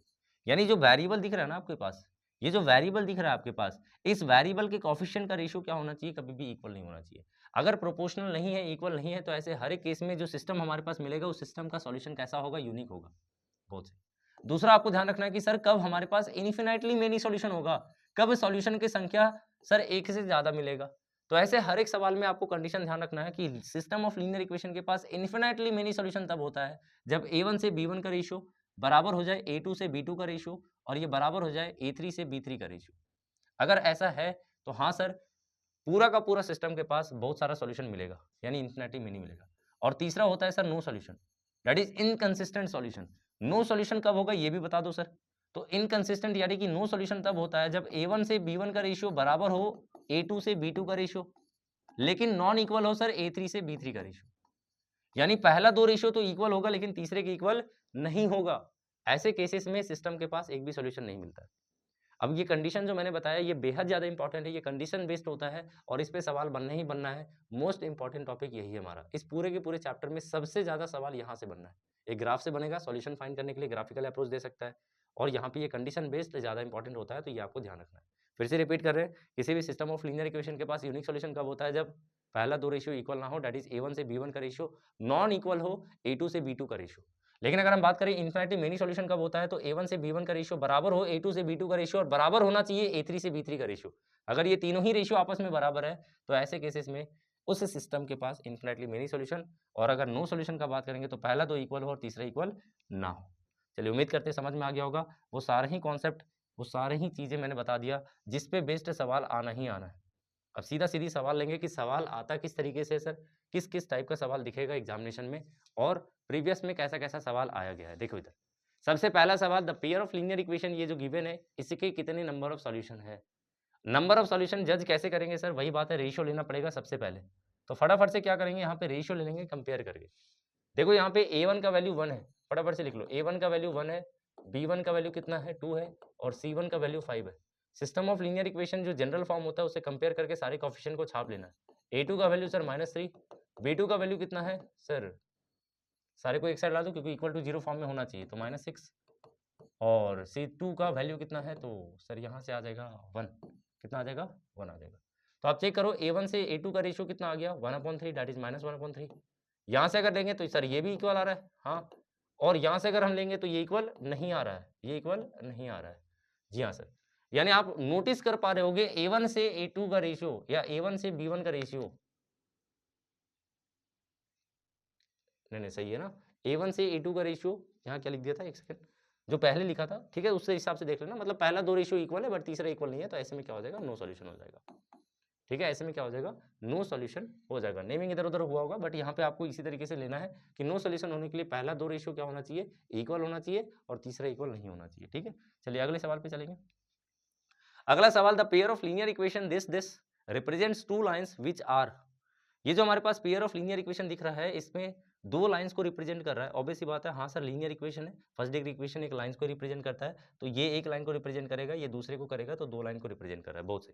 अब ये जो पेयर ऑफ लाइंस को रिप्रेजेंट कर रहा है वो इनमें से कौन सा कैटेगरी में आ रहा है, क्या वो इंटरसेक्टिंग का केस ले रहा है, पैरेलल का केस ले रहा है, कोइंसिडेंट का केस ले रहा है, या फिर इंटरसेक्टिंग और पैरेलल का केस ले रहा है, यानी आइदर और का सिचुएशन है। तो देखते हैं, सबसे पहले कंडीशन यूज कर लो ना। सबसे पहले तो यहाँ पे ये जनरल फॉर्म में नहीं है, जनरल फॉर्म में कन्वर्ट कर दो, तो 2x माइनस का 5y plus 6 sorry -6 is equal to 0। General form का मतलब होता है इक्वल टू 0 फॉर्म में लिखना, तो इक्वल टू 0 फॉर्म में कन्वर्ट कर लेंगे सारी चीज़ों को एक साइड पे ला करके।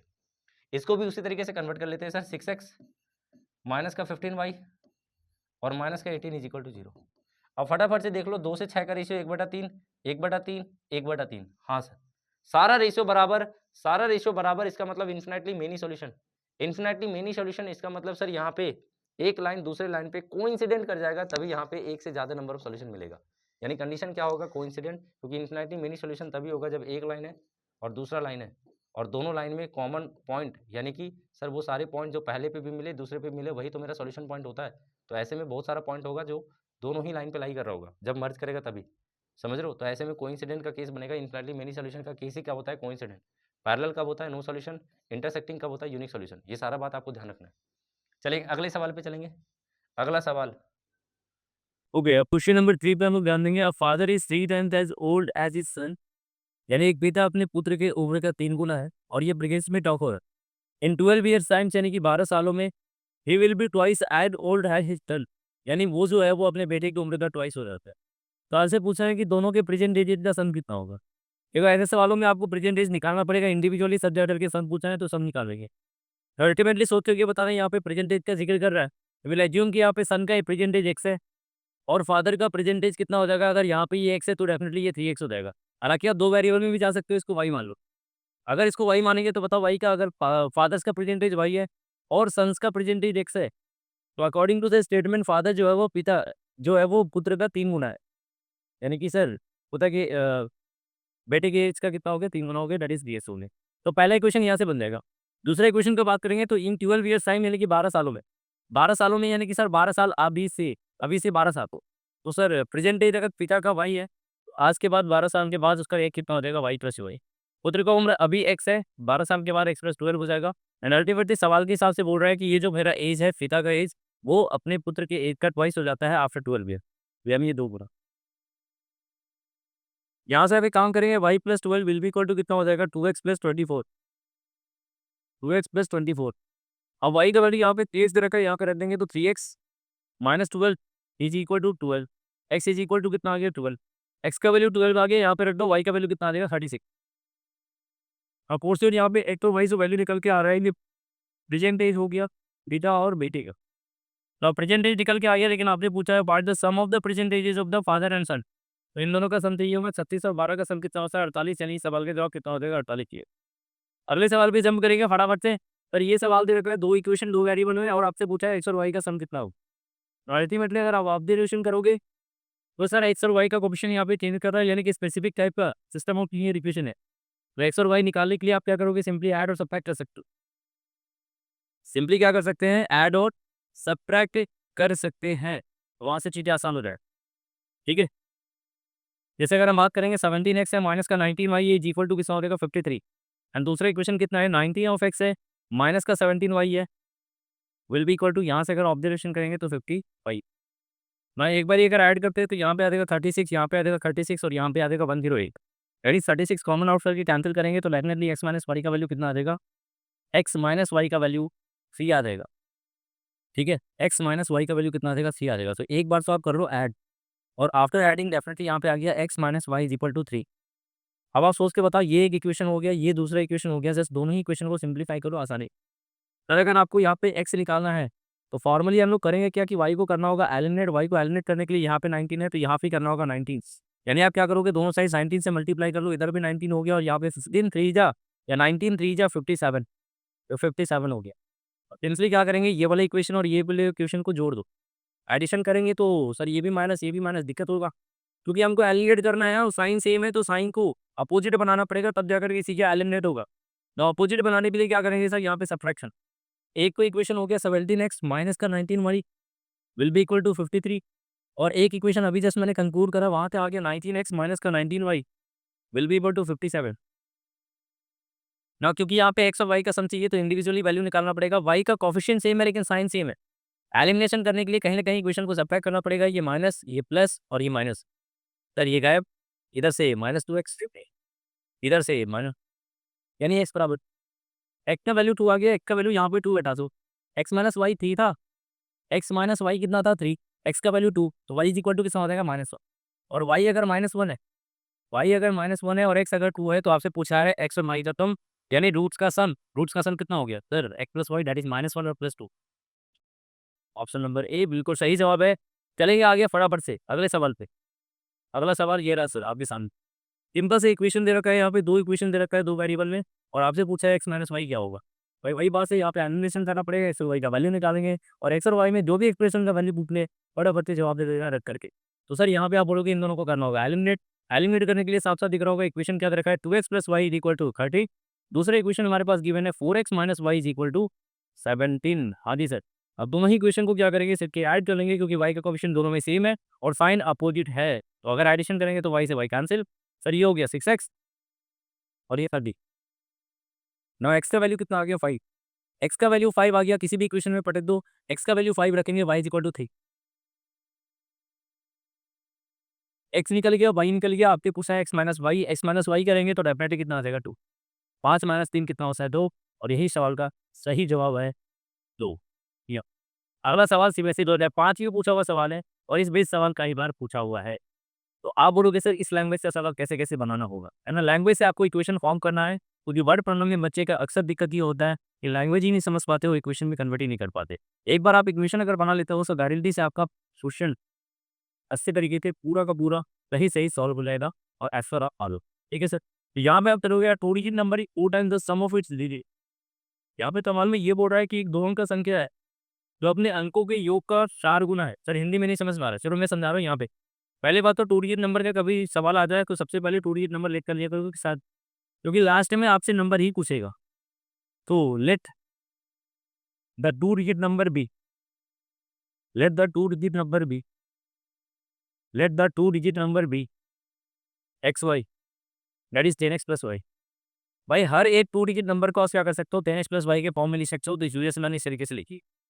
ना क्वेश्चन के अकॉर्डिंग यहाँ पे ये बोल रहा है कि जो 2 डिजिट नंबर है that is 10x plus y, calculation और इक्वेशन में हमेशा 2 डिजिट नंबर को इसी फॉर्म में यानी एक्सपेंडेड फॉर्म में ही एक्सप्रेस करेंगे। भाई ये जो 2 डिजिट नंबर है ये अपने डिजिट्स के सम का 4 गुना, तो डिजिट्स का सम कितना हो जाएगा, x प्लस वाई का 4 गुना। तो यहाँ से आप पता मेरे को ये हो गया 6x is equal to 3y होता है, y इज इक्वल टू कितना आ गया 2x। इसको मान लीजिए क्वेश्चन नंबर 1। ना आगे क्या बोल रहा है, and twice the product of the digit, यानी वही 2 डिजिट नंबर का कंपैरिजन किया गया है अपने डिजिट्स के प्रोडक्ट से। और जब कंपैरिजन किया जाता है तो 2 डिजिट नंबर अपने डिजिट्स के प्रोडक्ट का 2 गुना है। तो also that 2 digit number that is 10x plus y, ये जो वैल्यू आ रहा है ये वैल्यू बेसिकली डिजिट के प्रोडक्ट का डबल है, दैट इज 2x। तो आप बताओ मेरे को यहाँ से अगर आप सॉल्व करोगे तो किस तरीके से जाओगे। x इंटू वाई में आ रहा है, x इंटू वाई में आपको साफ तो दिखा होगा यहाँ पे आप एक इक्वेशन 2 वेरिएबल हो गया सर, एक इक्वेशन 2 वेरिएबल और यहाँ से एक इक्वेशन 2 वेरिएबल, यानी 2 इक्वेशन 2 वेरिएबल। ये तो 2 इक्वेशन 2 वेरिएबल आ रहा है, वहाँ से आपको क्या करना होगा सर, एक्स और वाई को एलिमिनेट करना होगा किसी भी तरीके से, क्योंकि एक्स और वाई मिलेगा तभी जा करके हमसे नंबर मिलेगा। नंबर मेरा क्या है एक्स वाई, यानी एक्स प्लस वाई, यानी एक्स प्लस वाई को सब्स्टिट्यूट करके एक्स तो दैट इज नंबर मिल जाएगा। अब यहाँ से कैसे जाएगी, देखिए एक तरीका ये है सर कि वाई का वैल्यू आपने एक्स के टर्म में निकाल रखा है क्वेश्चन नंबर 1 में, यहाँ पे पढ़ेगा। यहाँ पे बैठेंगे तो definitely 10x plus 2x 12x will be equal to कितना हो जाएगा 2x, मल्टीप्लिकेशन कितना हो जाएगा 2x। थिंग तो सर ये कितना हो गया 4 बार में 3, यानी आप बोलोगे sir 3x is equal to x square. तो आप बताओ मेरे को x square minus 3x is equal to 0, यानी x into x minus 3 is equal to 0। तो sir x is equal to या इधर 0 होगा या फिर 3 होगा। अब 0 हो नहीं सकता क्योंकि अगर ये 0 हो गया तो 2 डिजिट नंबर एग्जिस्ट ही नहीं करेगा। तो डेफिनेटली एक्स का वैल्यू चलाना पड़ेगा 3। अगर एक्स का वैल्यू 3 लेते हैं तो डेफिनेटली वाई कितना हो जाएगा from the equation number 1, y जो है वो एक्स का डबल है दैट इज 6। और वाई अगर 6 है और एक्स अगर 3 है तो आप बोलोगे नंबर क्या हो जाएगा एक्स वाई दैट इज 30। और ये सब के जवाब पे कितना सरल सवाल है, केवल इक्वेशन एक बार बन गया तो फटाफट से आंसर निकालोगे। करेंगे अगले सवाल पे। अगला सवाल यहाँ पे ये है, the sum of the numerator and denominator of a fraction is 18 if the numerator if the denominator is increased by 2 then the fraction reduced to what by 3। देखो यहाँ पे ये बोल रहा है कि किसी फ्रैक्शन में न्यूमरेटर और डिनोमिनेटर का सम गिवन है 18। फटाफट से इक्वेशन फॉर्म कर लेते हैं, लास्ट डे आपका फ्रैक्शन ही पूछेगा ऐसे सवालों। तो लेट द फ्रैक्शन बी, सबसे पहले क्या करना है ओरिजिनली फ्रैक्शन मान लेना है। Let the fraction be x by y. आप सोच के बताओ अगर फ्रैक्शन ऐसा हमारा एक्स बाई वाई है तो सवाल में जो जो बोल रहा है वो करते चले जाओ और इक्वेशन को फॉर्मुलेट कर दो। सबसे पहले बोला था sum of the numerator and denominator of a fraction is 18। मेरे को नहीं पता कौन से फ्रैक्शन का न्यूमरेटर डिनोमिनेटर, क्योंकि पर्टिकुलरली आपको नहीं पता। विल एज्यूम कि यहाँ पे जो बात हो रहा है जिस फ्रैक्शन का जो आपको फाइंड आउट करके बताना है वो फ्रैक्शन एक्स अपन वाई है। अगर ये फ्रैक्शन एक्स अपन वाई है तो इसके न्यूमरेटर मैंने एक्स एज्यूम करा और डिनोमिनेटर मेरा वाई, यानी according to question numerator denominator x और वाई का सल ही कितना दिया हुआ है 18। ये इक्वेशन 1 हो गया ना। इधर डिनोमिनेटर इज इंक्रीज्ड बाई 2, अगर इसके डिनोमिनेटर को 2 से बढ़ा दिया जाए तो डिनोमिनेटर को अगर 2 से बढ़ाएंगे तो बताओ मेरे को ये क्या हो जाएगा y plus 2। Denominator is increased by 2 बढ़ा दिया भाई, और न्यूमरेटर में कोई चेंजेस नहीं करा। तो अब जो नया फ्रैक्शन बनेगा, ये जो नया फ्रैक्शन बनेगा, अब ये नया फ्रैक्शन बेसिकली 1/3 पीपल हो जाता है। ठीक, तो बस यहाँ से क्रॉस मल्टीप्लाई सॉल्व करेंगे तो 3x minus Y equal to 2। अब ये हो गया हमारा सेकेंड इक्वेशन। ये फर्स्ट इक्वेशन था और आप बोलोगे ये सेकंड इक्वेशन है। ये 2 इक्वेशन 2 वेरिएबल हो गया। फटाफट से बताओ मेरे को, अगर दोनों को ही अगर ऐड कर ले तो x का वैल्यू मिल जाएगा simply. After adding both the equation 3x plus x कितना हो गया 4x and will be equal to 20। 4x will be equal to 20 तो x is equal to 5। x का वैल्यू 5 है, यहाँ पे रख दो या यहाँ पे रख दो कहीं पे भी। x इज इक्वल टू 5 तो y is equal to 30। y का वैल्यू कितना आ जाएगा 13 आ जाएगा। और आपसे पूछा था ओरिजिनल फ्रैक्शन, x 5 है y 13 है तो फ्रैक्शन हो जाएगा 5/30, 5/30। और यही सवाल का जवाब ये है। अगले सवाल पे चलेंगे। करिए सर। अगला सवाल, find the value of k for which the system of equation has no solution अब आपसे के क्या वैल्यू पूछा है, के किस वैल्यू पे ये गिवन सिस्टम ऑफ इक्वेशन जो दिख रहा है आपके सामने, इसके पास नो सॉल्यूशन होगा। तो नो सॉल्यूशन होने का कंडीशन क्या होता है किसी भी सिस्टम के पास? सबसे पहले तो एक काम करेंगे, गिवन सिस्टम लिख लो। तो गिवन सिस्टम इज सिस्टम क्या दे रखा है? तो आप बोलोगे sir x + 2y is equal to 5 है, एंड अल्टीमेटली दूसरा हमारे पास है 3x + ky इक्वल टू -50। तो ये हमारे पास system of linear equation in two variable given, this is the system, ये हमारा गिवन। नाउ अल्टीमेटली यहाँ पे ये बोल रहे हैं कि के किस पर्टिकुलर वैल्यू पे ये जो सिस्टम है, इस सिस्टम के पास एक भी सॉल्यूशन नहीं मिलेगा। Now any system of linear equation will have no solution. कोई भी सिस्टम ऑफ लीनियर इक्वेशन के पास नो सॉल्यूशन कब होता है? तो इफ एंड ओनली, केवल और केवल तभी होता है जब यहाँ पे पहला दो कोएफिशिएंट वैल्यू क्या होना चाहिए? सर a1 से a2 का रेशो बराबर हो जाए b1 से b2 का रेशो, बराबर नहीं होना चाहिए c1 से c2 का रेशो। अगर ऐसा है तो डेफिनेटली क्या होगा, सिस्टम के पास एक भी सॉल्यूशन नहीं मिलेगा, और उस कंडीशन पे यहाँ पे सवालों को रख देना है। तो सर a1 कितना 1, सर a2 कितना 3, b1 कितना हो गया 2, और यहाँ से अगर हम v2 का बात करेंगे तो k will not be equal to 5 upon, हालांकि ये c1 निकालने के लिए आपको इक्वल टू 0 फॉर्म में कन्वर्ट करना पड़ेगा, इक्वल टू 0 करेंगे तो -5 आ जाएगा, और ये इधर लाएंगे तो प्लस का 15 हो सकता, ठीक है। तो यहाँ से आप देख लो सर कि के का वैल्यू निकालेंगे तो के का वैल्यू कितना आ गया 6, के का वैल्यू कितना आ गया, क्रॉस मल्टीप्लाई करेंगे 6 आ गया, तो के का वैल्यू 6, और के का वही 6 अगर यहाँ पे रखेंगे तो 6 अगर रखते हैं तो ये अगर -1/3 आ रहा है, और यहाँ पे कितना आ जाएगा सर 1/3, तो ये इसके इक्वल नहीं है। हाँ बिल्कुल सही बात है, यहाँ से जो वैल्यू निकल के आ रहा है ये इसको भी होल्ड करना चाहिए, इस वाले को जो कि होल्ड कर रहा है, यानी कि इक्वल टू 6 पे क्या होगा, इस सिस्टम ऑफ लीनियर इक्वेशन के एक भी सॉल्यूशन नहीं मिलेगा। तो हेंस के इज इक्वल टू क्या हो जाएगा, हेंस के इज इक्वल टू क्या हो जाएगा, आप बोलोगे सर 6 हो जाएगा, और यही सवाल का जवाब होगा। अगले सवाल भी चलेंगे। अगला सवाल यहाँ भी ये, find the value of k for which the following system of linear equation had infinite number of solution. अब ये जो सिस्टम ऑफ लीनियर इक्वेशन दे रखा है इसके पास इनफिनिट सॉल्यूशन है। अब अभी वही बात होता है, मैंने नो सॉल्यूशन पे जैसे काम करा, बिल्कुल सेम तरीके से यहाँ पे आपको लीनियर इक्वेशन के पास इनफिनिट नंबर ऑफ सॉल्यूशन है, वहाँ पे भी सेम काम करना है, बस कंडीशन जो है वो उसका लग जाएगा इनफिनिट का। ना ये हमारे पास सिस्टम जीवन है, इसको मान लेते हैं इक्वेशन 1 और इसको मान लेते हैं इक्वेशन 2। सबसे पहले तो क्या करेंगे, ये जनरल में है या नहीं है उसको चेक करेंगे। ये जनरल में है नहीं है, सबसे पहले तो इक्वल टू 0 फॉर्म में होना चाहिए, इक्वल टू 0 फॉर्म में कन्वर्ट कर लो फटाफट, इक्वल टू 0 फॉर्म में कन्वर्ट कर लो फटाफट। ये इक्वेशन 1 हो गया, और इक्वेशन 2 क्या हो गया sir, k + 1 times of x + 9y, और ये पूरा क्वांटिटी इधर लाएंगे तो ये -100 हो जाएगा, 8k - 21 will be equal to 0। Now this is the system of linear equation in two variable that is given in the question. Now अब यहाँ पे सवाल में ये बोल रहा है कि बेसिकली कि किस पर्टिकुलर वैल्यू पे इस सिस्टम के पास इनफिनिट सॉल्यूशन मिल जाए। Now any system will have infinite number of solution, लिखिए यार लोग, any system of linear equation, any system of linear equation will have infinite number of solution, infinite number of solution only when, if and only when, a1 by a2 will be equal to b1 by b2 will be equal to c1 by c2। तो basically यहाँ पे कोई भी equation के पास infinite solution तभी होगा जब तीनों कोएफिशिएंट का रेशियो क्या हो, प्रोपोर्शनल।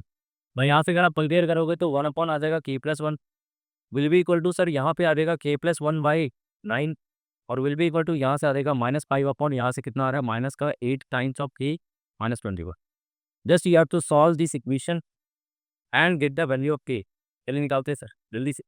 अब यहाँ से अगर कॉल करते हैं तो पहले दो को सॉल्व कर लो एक बार, पहले दो को सॉल्व करेंगे तो k + 1 का whole square will be equal to 9, that is यहाँ से अगर k + 1 का वैल्यू निकालेंगे तो +-3, तो यहाँ से k का दो पॉसिबल वैल्यू निकलेगा, एक तो 2, एक तो कितना आ जाएगा सर, आप बोलोगे 2 आ जाएगा, और एक -3 अगर लेते हैं तो माइनस का 4 आ जाएगा। तो k का दो पर्टिकुलर वैल्यू मिल रहा है। अब ये जो k का वैल्यू मिल रहा है, क्या ये बाद वाले इक्वेशन को सेटिस्फाई कर रहा है, नहीं कर रहा है? क्योंकि सिंपल सी बात है, k के इन दोनों वैल्यू पे ये दोनों इक्वल है, लेकिन आपको तीनों को इक्वल बनाना है। तो k के इन वैल्यू पे क्या ये भी इक्वल है, आपको इसको चेक करना पड़ेगा, वैल्यू रख करके चेक करना पड़ेगा। तो रख करके चेक कर लेते हैं, k अगर मान लीजिए 2 लेते हैं तो 2 + 1 3, 3/9 1/3 आ रहा है यहाँ से रेशो। यहाँ से अगर 2 रखते हैं तो सर ये माइनस से माइनस कैंसिल हो रखा है, यहाँ से आ जाएगा 5/8 या 16, 16 माइनस का 21 -5, 5/5 is -1, this is not equal. Equal होना चाहिए, इक्वल नहीं आ रहा है तो डेफिनेटली 2 जो है वो पॉसिबल आंसर दे दो। क्या -4 होगा, चेक कर लेते हैं। -4 रखेंगे तो -4 + 1 -3, -3/9 -1/3। यहाँ पे -4 रखने से बात बन रहा है, माइनस से माइनस कैंसल हो रखा था। माइनस का 4 रखेंगे तो कितना हो जाएगा? सर अड़चक 32 माइनस का 32 और माइनस का 21 कितना हो गया? तो माइनस का 53। यहाँ से भी नहीं कर रहा है, यहाँ से भी नहीं कर रहा है। लेट मी चेक फर्स्ट, एक second.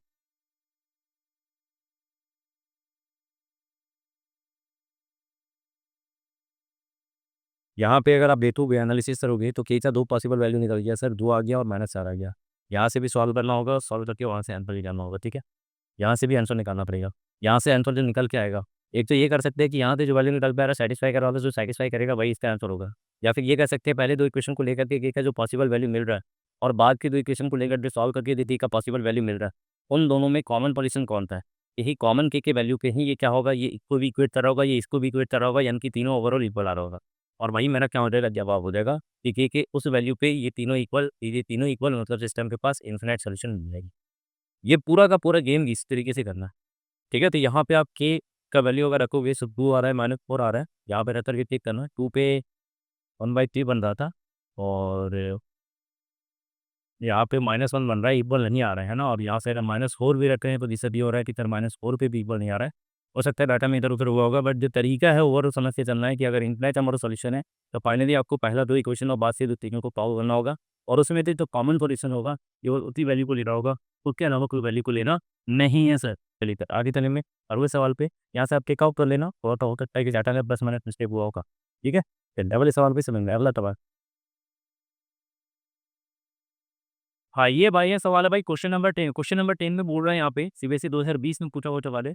A train covered a certain distance at a uniform speed. यहाँ पे ये बोल रहा है कि ये ट्रेन है, ये कुछ निश्चित दूरी को जैसे मान लेते हैं सर कि ये निश्चित दूरी हो गया, मतलब सर कुछ सर्टेन डिस्टेंस हो गया, ए से बी को चलना है और इस वाले डिस्टेंस को ट्रैवल किया जाता है किसी uniform speed. If the train had been 6 kilometre per hour faster it would have taken 4 hour less than the scheduled time. देखो, सिंपल सी बात है कि अगर मान लो सर कि यहाँ पे आपको इस वाली जर्नी को ट्रैवल कर रहे हो, इस वाली जर्नी को ट्रैवल कर रहे हो, ठीक है? तो इस वाली जर्नी को ट्रैवल करोगे तो मेरे को नहीं पता कितना लेंथ ऑफ जर्नी है, तो विल एज्यूम कि यहाँ पे x kilometre length of journey है और इस 1 किलोमीटर लेंथ ऑफ जर्नी को कवर किया जाता है किसी ट्रेन के द्वारा, जिस ट्रेन का यूजुअल स्पीड कितना है, उसका यूजुअल स्पीड भी नहीं पता मेरे को, तो विल एज्यूम कि यहाँ पे उसका यूजुअल स्पीड जो है वो y है। कितना है? y है। ठीक है? कितना है? 100 बोलोगे सर यहाँ पे y है। अब यहाँ से ये बोल रहा है कि सर इसी जर्नी को चला जा रहा है, अगर यूजुअल स्पीड से तो कुछ ना कुछ टाइमिंग लगता था और वो जो टाइमिंग होता है उसी को ओरिजिनल टाइम कहा जाता है या शेड्यूल टाइम कहा जाता है। तो ये हो गया शेड्यूल टाइम और शेड्यूल टाइम अगर यहाँ से निकालेंगे तो वाई के रफ्तार से एक्स किलोमीटर को जाने में कितना समय लग जाएगा? एक्स अपॉन वाई आवर लग जाएगा। तो ये मेरा टाइमिंग हो गया, ओरिजिनल टाइमिंग हो गया, शेड्यूल टाइम हो गया। नाउ क्वेश्चन के अकॉर्डिंग क्या हो रहा है ध्यान से सुनोगे, फटाफट से क्वेश्चन करना है। Sir if the train had been 6 kilometre per hour faster, यानी अगर ट्रेन का अपना स्पीड से जो बराबर ट्रैवल करता था उसे 6 किलोमीटर पर आवर ज़्यादा रफ्तार से चला होता, तो उसको ओरिजिनली जो टाइमिंग लगता था उस पूरे के पूरी जर्नी को ट्रैवल करने में, उससे 4 घंटा कम समय लगेगा। तो चलो जल्दी से फॉर्मूलेट कर लेते हैं इक्वेशन को। सर ट्रेन का स्पीड 6 किलोमीटर बढ़ गया, तो अगर पहले वाई की रफ्तार से चल रहा था तो अब वाई प्लस 6 की रफ्तार से चलेगा, वाई प्लस 6 से रफ्तार से चलेगा और वाई प्लस 1 के रफ्तार से चलेगा, तो अल्टीमेटली वहाँ पे डिस्टेंस कितना चल रहा है? सेम जर्नी को चल रहा है और अब ऐसा करता है तो अब पहले के कंपैरिजन में ज़्यादा समय लगा, तो रिकम्पन लगता है। पहले अगर इतना समय लग रहा था तो अब कितना समय लगेगा? इससे 4 घंटा कम लगेगा। That is x plus y x upon y by 4 ये हो जाएगा, ठीक है? तो यहाँ से ये पहला इक्वेशन आ गया। दूसरा इक्वेशन कहाँ से आ जाएगा? दूसरा इक्वेशन यहाँ से आ जाएगा कि अगर ट्रेन जो है वो स्लोअर हो जाता है 10 किलोमीटर पर आवर तो उसको ज़्यादा समय लगता है। कंपैरिज़न करने के लिए काम कर सकते हैं, चीज़ें आसान करने के लिए काम करो ना, अभी यहाँ पे थोड़ा-सा लेंदी बन रहा है। आप इसको आसान करने के लिए ये कर सकते हो कि यहाँ पे एक्स इसको ना मान करके इसको मान लो। कहने का मतलब यूज़र स्पीड वाई माना था आपने, शेड्यूल टाइम को इस तरीके से ना मान करके एक्स मान लिया करो। तो आप अगर इसको एक्स मानेंगे, इसको वाई मानेंगे तो लेंथ ऑफ जर्नी कितना आ जाएगा एक्स वाई। अरे डिस्टेंस क्या होता है? स्पीड इंटू टाइम होता है, तो एक्स इंटू वाई आ जाएगा आसानी। हाँ, ओरिजिनली आपसे लेंथ ऑफ जर्नी ही पूछा हुआ है, यानी कि एक्स इंटू वाई पूछा हुआ है, ठीक है? और फटाफट से देख कर के बताना, पहला कंडीशन में ये बोल रहा है कि स्पीड को 6 किलोमीटर फास्टर कर दिया गया। स्पीड हमारा ओरिजिनली कितना था वाई, अगर 6 किलोमीटर फास्टर करेंगे तो वाई प्लस 6 हो जाएगा। ना इस रफ्तार से अगर ट्रैवल करता है तो उसी लेंथ ऑफ जर्नी को कवर करने में पहले जो टाइमिंग ले रहा था उससे 4 किलोमीटर कम, सॉरी 4 घंटा कम समय ले, यानी ये हो जाएगा सर x-4। और इन दोनों का प्रोडक्ट यानी नया स्पीड गुना नया टाइम जो होगा वो डेफिनेटली क्योंकि उसी जर्नी को ट्रैवल कर रहे हैं वो सर एक्स वाई की बोलेगा। ये पहले की। और इसी तरीके से दूसरे इक्वेशन को फॉर्मुलेट कर लेंगे। यहाँ पे बोल रहे हैं कि ट्रेन के स्पीड को अगर 6 किलोमीटर पर आवर से स्लो कर दिया जाए तो 6 किलोमीटर पर आवर की रफ्तार से स्लो कर देंगे तो वहीं माइनस 6 हो जाएगा, मल्टीप्लिकेशन में आ जाएगा आगे। Ready, it would have taken 6 hour more than the scheduled time. यानी अगर स्पीड में 6 किलोमीटर पर आवर का कमी करते हैं तो टाइमिंग जो पहले लगता था उससे 6 घंटा ज़्यादा समय लगेगा। यहाँ हो जाएगा x प्लस 6 और विल बी इक्वल टू कितना एक्स वाई। ये सेकेंड थी। चलिए उम्मीद करते हैं ये इक्वेशन तो फॉर्मुलेट कर लिया। आपसे पूछा है सर यहाँ के एक्स वाई दिस है। अब एक बार होता है यहाँ से इक्वेट करके यहाँ से एक्स और वाई में एक इक्वेशन बना सकते हैं। बनाते हैं जब कोई तो मल्टीप्लाई करेंगे तो एक्स वाई यहाँ से आएगा, एक्स वाई यहाँ से कैंसिल कर लेगा। तो यहाँ से आ रहा होगा सर माइनस का 4 वाई 6x, यानी 6x माइनस का 4 वाई माइनस का 24 इज इक्वल टू 0। दो कॉमन लेकर के कैंसिलेशन करेंगे 3x माइनस का 2 वाई माइनस का 12 इज इक्वल टू 0। ये पहला इक्वेशन आ जाए ना। ऐसे ही बताओ दूसरा इक्वेशन को अगर फॉर्मुलेट करना है तो y का x में गुना करेंगे एक्स वाई और यहाँ एक्स वाई ये कैंसिल कर लेगा y 6 में और ये इसके साथ ये आ जाएगा माइनस का 6x। कैसे लिखे यहाँ लिख दे रहे हैं, यहाँ पे लिख दे रहे हैं, यहाँ से सुनोगे। सो सर ये हो गया माइनस का 6x प्लस का 6y और माइनस का 36। तो यहाँ से सॉल्व करेंगे तो ये आ जाएगा माइनस एक्स प्लस वाई और minus x is equal to 0। ये हमारे पास सेकंड इक्वेशन आ गया। अब ये दो इक्वेशन दो वेरिएबल बन गया, ऑल करना है, इस वाई का वैल्यू निकालना है और यहाँ से इजीली एक्स और वाई आ गया तो length of journey x y पूछा था जो कि निकल के आ जाएगा। तो आप बताओ अगर कोई यहाँ पे अगर सॉल्व करेंगे तो माइनस 2 वाई है, यहाँ पे प्लस वाई है, तो प्लस 2 वाई बनाने के लिए 2 से क्या करेंगे गुना, 2 से गुना कर लो, 2 से गुना करेंगे तो 2 हो गया, 2 हो गया और यहाँ पे 12 हो जाएगा। अब यहाँ पे सिंपली इसको ऐड कर दो तो ये आंसर 3x में से 2x चला जाएगा, x यहाँ से x आ गया और यहाँ से -12 कितना आ गया, माइनस का 24 आ गया, जो कि उधर कंटिन्यू को प्लस का 24 आ जाएगा। यानी ऑब्वियसली सर यहाँ भी 24 घंटे का समय लग रहा है। ठीक है, अब वाई निकाल लो, वाई पता कर लो, किसी भी क्वेश्चन में रख लेते हैं सर। यहाँ रख लेते हैं, यहाँ पे कितना आ रहा था minus x plus one is equal to आ रहा था 12 या 6 आ रहा था, है ना, मल्टीप्लिकेशन से पहले 6 आ रहा था। यहाँ पे अगर रखते हैं 24 तो माइनस का 24 उधर जाएगा प्लस का 24 यानी 30, यानी वाई का वैल्यू कितना आ रहा था 30, यानी 30 किलोमीटर पर आवर की रफ्तार से जा रहे हैं। तो की के रफ्तार से 24 घंटे ट्रैवल करेगी, वो 30 गुना 24 और 30 गुना 24 कितना होता है 720, यानी 720 किलोमीटर जर्नी को ट्रैवल कर रहा होगा। 720 किलोमीटर जर्नी को ट्रैवल कर रहा होगा। इस तरीके से सवाल को टैकल कर बस कंपैरिजन करना होता है चीज़ों को ओरिजिनल से और कुछ नहीं करना होता है, इक्वेशन फॉर्मुलेट हो जाएगा और आप एमको तक कहीं भी पहुंच पाओगे। और ये क्वेश्चन है draw the graph of the equation this and this using this graph find the values of x and y to satisfy both the equation. दो इक्वेशन दे रखा है, दोनों इक्वेशन को क्या करना है, सॉल्व करना है सर ग्राफिकली। सॉल्व करना है ग्राफिकली यानी एस पर वाई का वैल्यू निकालना है, ऐसा के वैल्यू निकालना है जो दोनों को सेटिस्फाई करे। लेकिन सर एलिमिनेशन या सब्स्टिट्यूशन से नहीं जाना है, बल्कि graphically you have to solve this system of linear equation. इसका मतलब ग्राफ बनाना पड़ेगा। तो जी हाँ सर, ग्राफ बनाना पड़ेगा, कोई चारा नहीं है, ग्राफ बनाना पड़ेगा। तो लाइन 1 के लिए बात करते हैं, यानी कि इक्वेशन 1 के लिए बात करते हैं, x minus y plus 1 is equal to 0, sir y is equal to x plus 1। तो फटाफट से यहाँ पे एक टेबल बना लेंगे और यहाँ पे x और y का पॉसिबल पॉइंट निकालेंगे, पॉल्यूशन वाला। ये x हो गया, ये y हो गया, 0 1 1 2 2 3। आसान है, छोटा छोटा पॉइंट ले लेना है। आते ही दूसरा लाइन को ले लेते हैं। दूसरा लाइन जो हमारे पास है वो है sir 3x plus 2y, 3x plus 2y minus का 12 दैट इज प्लस का 12। यहाँ से y का वैल्यू निकाल लेते हैं, 12 माइनस 3x बाई 2। ये हमारे पास फाइनल इक्वेशन मिल रहा है। यहाँ से भी क्या करेंगे, सेकंड इक्वेशन पे भी आपको फटाफट से x और y में टेबुलर फॉर्म बना लेना है, यानी सॉल्यूशन निकाल लेना है। तो फटाफट से सॉल्यूशन निकालते हैं, x और y का सॉल्यूशन कितना आ जाएगा। तो कुछ नंबर ऑफ सॉल्यूशन को आपको चाहिए सी हो।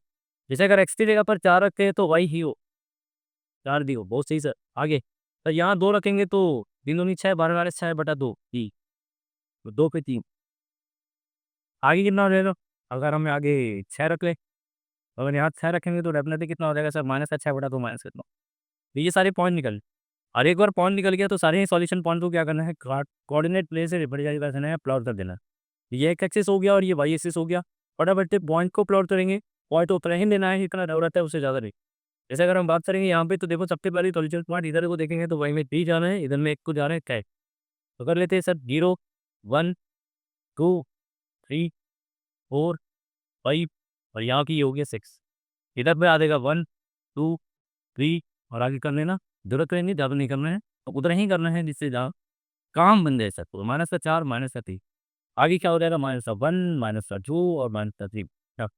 आगे जल्दी से देखेंगे सॉल्यूबल। सबसे पहले सॉल्यूशन पॉइंट को प्लॉट करेंगे लाइन 1 के लिए। तो लाइन 1 का सॉल्यूशन पॉइंट कहाँ है? जल्दी करें। लाइन 1 का सॉल्यूशन पॉइंट कहाँ है सर? 0 1 1 2 2 3। 0 1 ये रहा सर, 1 2 ये रहा, 2 3 ये रहा। यानी लाइन 1 ऐसे पास हो रहा होगा। लाइन 1 ऐसे पास हो रहा होगा ऐसा।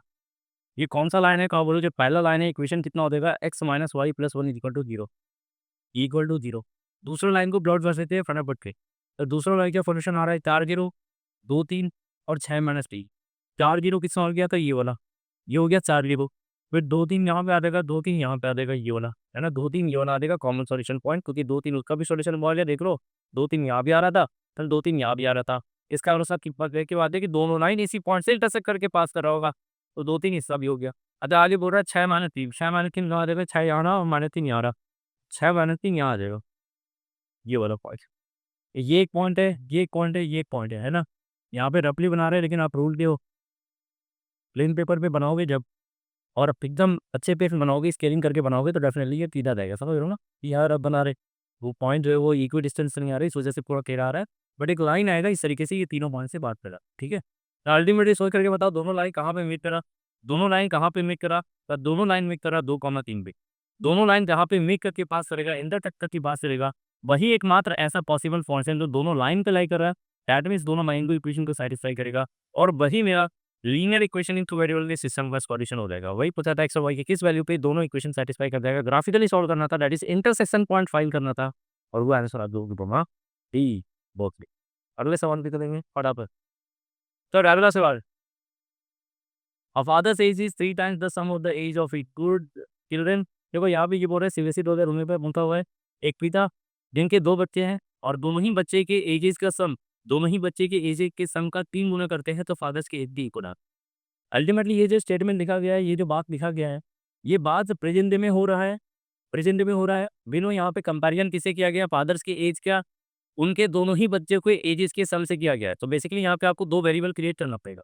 विल एज्यूम कि let the present age of father be, let the present age, let the present age of father be, father का प्रेजेंट एज मान लेते हैं यहाँ पे एक्स ईयर्स है, और अगर फादर का प्रेजेंट एज एक्स ईयर्स है तो सोच के बताइए सर यहाँ पे प्रेजेंट एज, या ऐसे लिख लेते हैं sum of present ages of is 2 childrens, और उसके दोनों ही बच्चे के प्रेजेंट एजेस के सम का वैल्यू कितना होगा तो उनको मान लेते हैं वाई ईयर।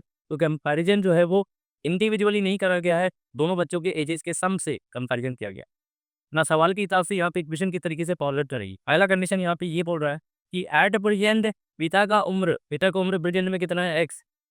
उसको कंपेयर कर देना है सर, उसके दोनों बच्चों के एजेस के सम थे, और दोनों बच्चों के एजेस का सम कितना माना? वाई। तो एक्स जो है वो वाई का कितना गुना है? 3 गुना है। सवाल के हिसाब से प्राइस है 3 टाइम्स है ना, 5 है यहाँ, तो 28 हो गया। आगे बोल रहा है आफ्टर 5 ईयर्स, यानी कि 5 साल के बाद, ये पहला इक्वेशन बन चुका है हमारे पास, ध्यान रखो। आफ्टर 5 ईयर, 5 साल के बाद, जैसे ही 5 साल के बाद बोलेगा तो पिता का एज में 5 साल का बढ़ोतरी होगा, तो अब पिता का एज एक्स 5। वही 5 साल के बाद अपने दोनों बच्चों के एजेस में कितने का बढ़ोतरी होगा? तो सर आप बोलोगे सिंपल सी बात है, हर एक बच्चा जो होगा वो 5-5 साल बढ़ेगा, तो सम में भी 10 इंक्रीमेंट होगा। और पहले अगर दोनों बच्चों के एजेस का सम प्रेजेंट में वाई था, तो अब 5 साल के बाद 5 + 5, क्योंकि दोनों ही इंडिविजुअल बच्चे का 5वां सम फिनिश बढ़ेगा, तो दोनों बच्चों के एजेस के सम में भी 10 साल का बढ़ोतरी हो।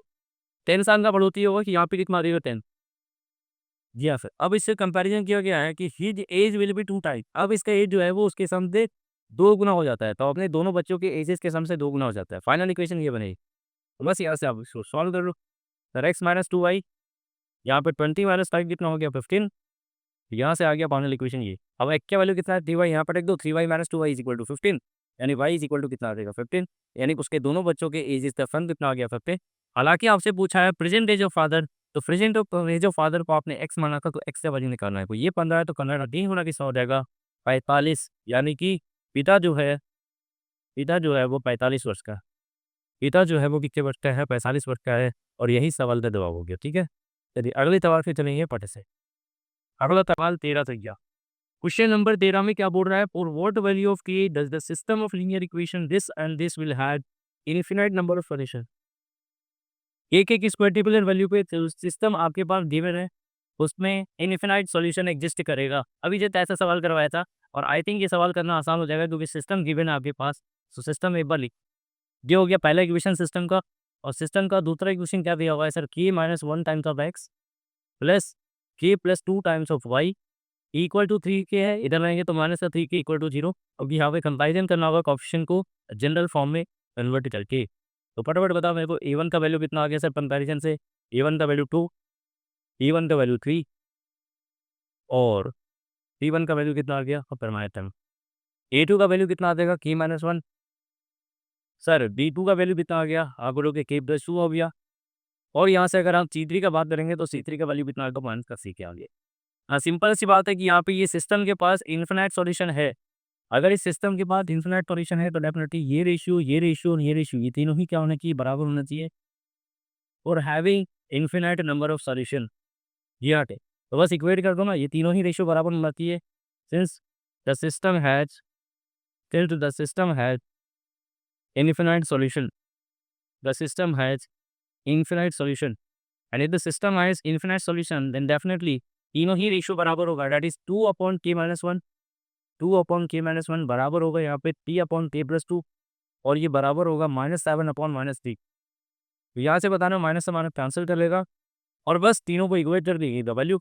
चलिए तो तीनों को इक्वेट करके k का वैल्यू जल्दी से बताओ मेरे को, पहले दो भी इक्वेट करेंगे तो यहाँ से k का वैल्यू कितना आ जाएगा सर, ये आ जाएगा 2k plus 4 will be equal to 3k minus 3, तो k इज इक्वल टू 7। ये पहला बात आ गया। ये जो k का वैल्यू निकल के आ रहा है क्या इसको भी सेटिस्फाई कर रहा है, हिल कर रहा है, चेक कर लो।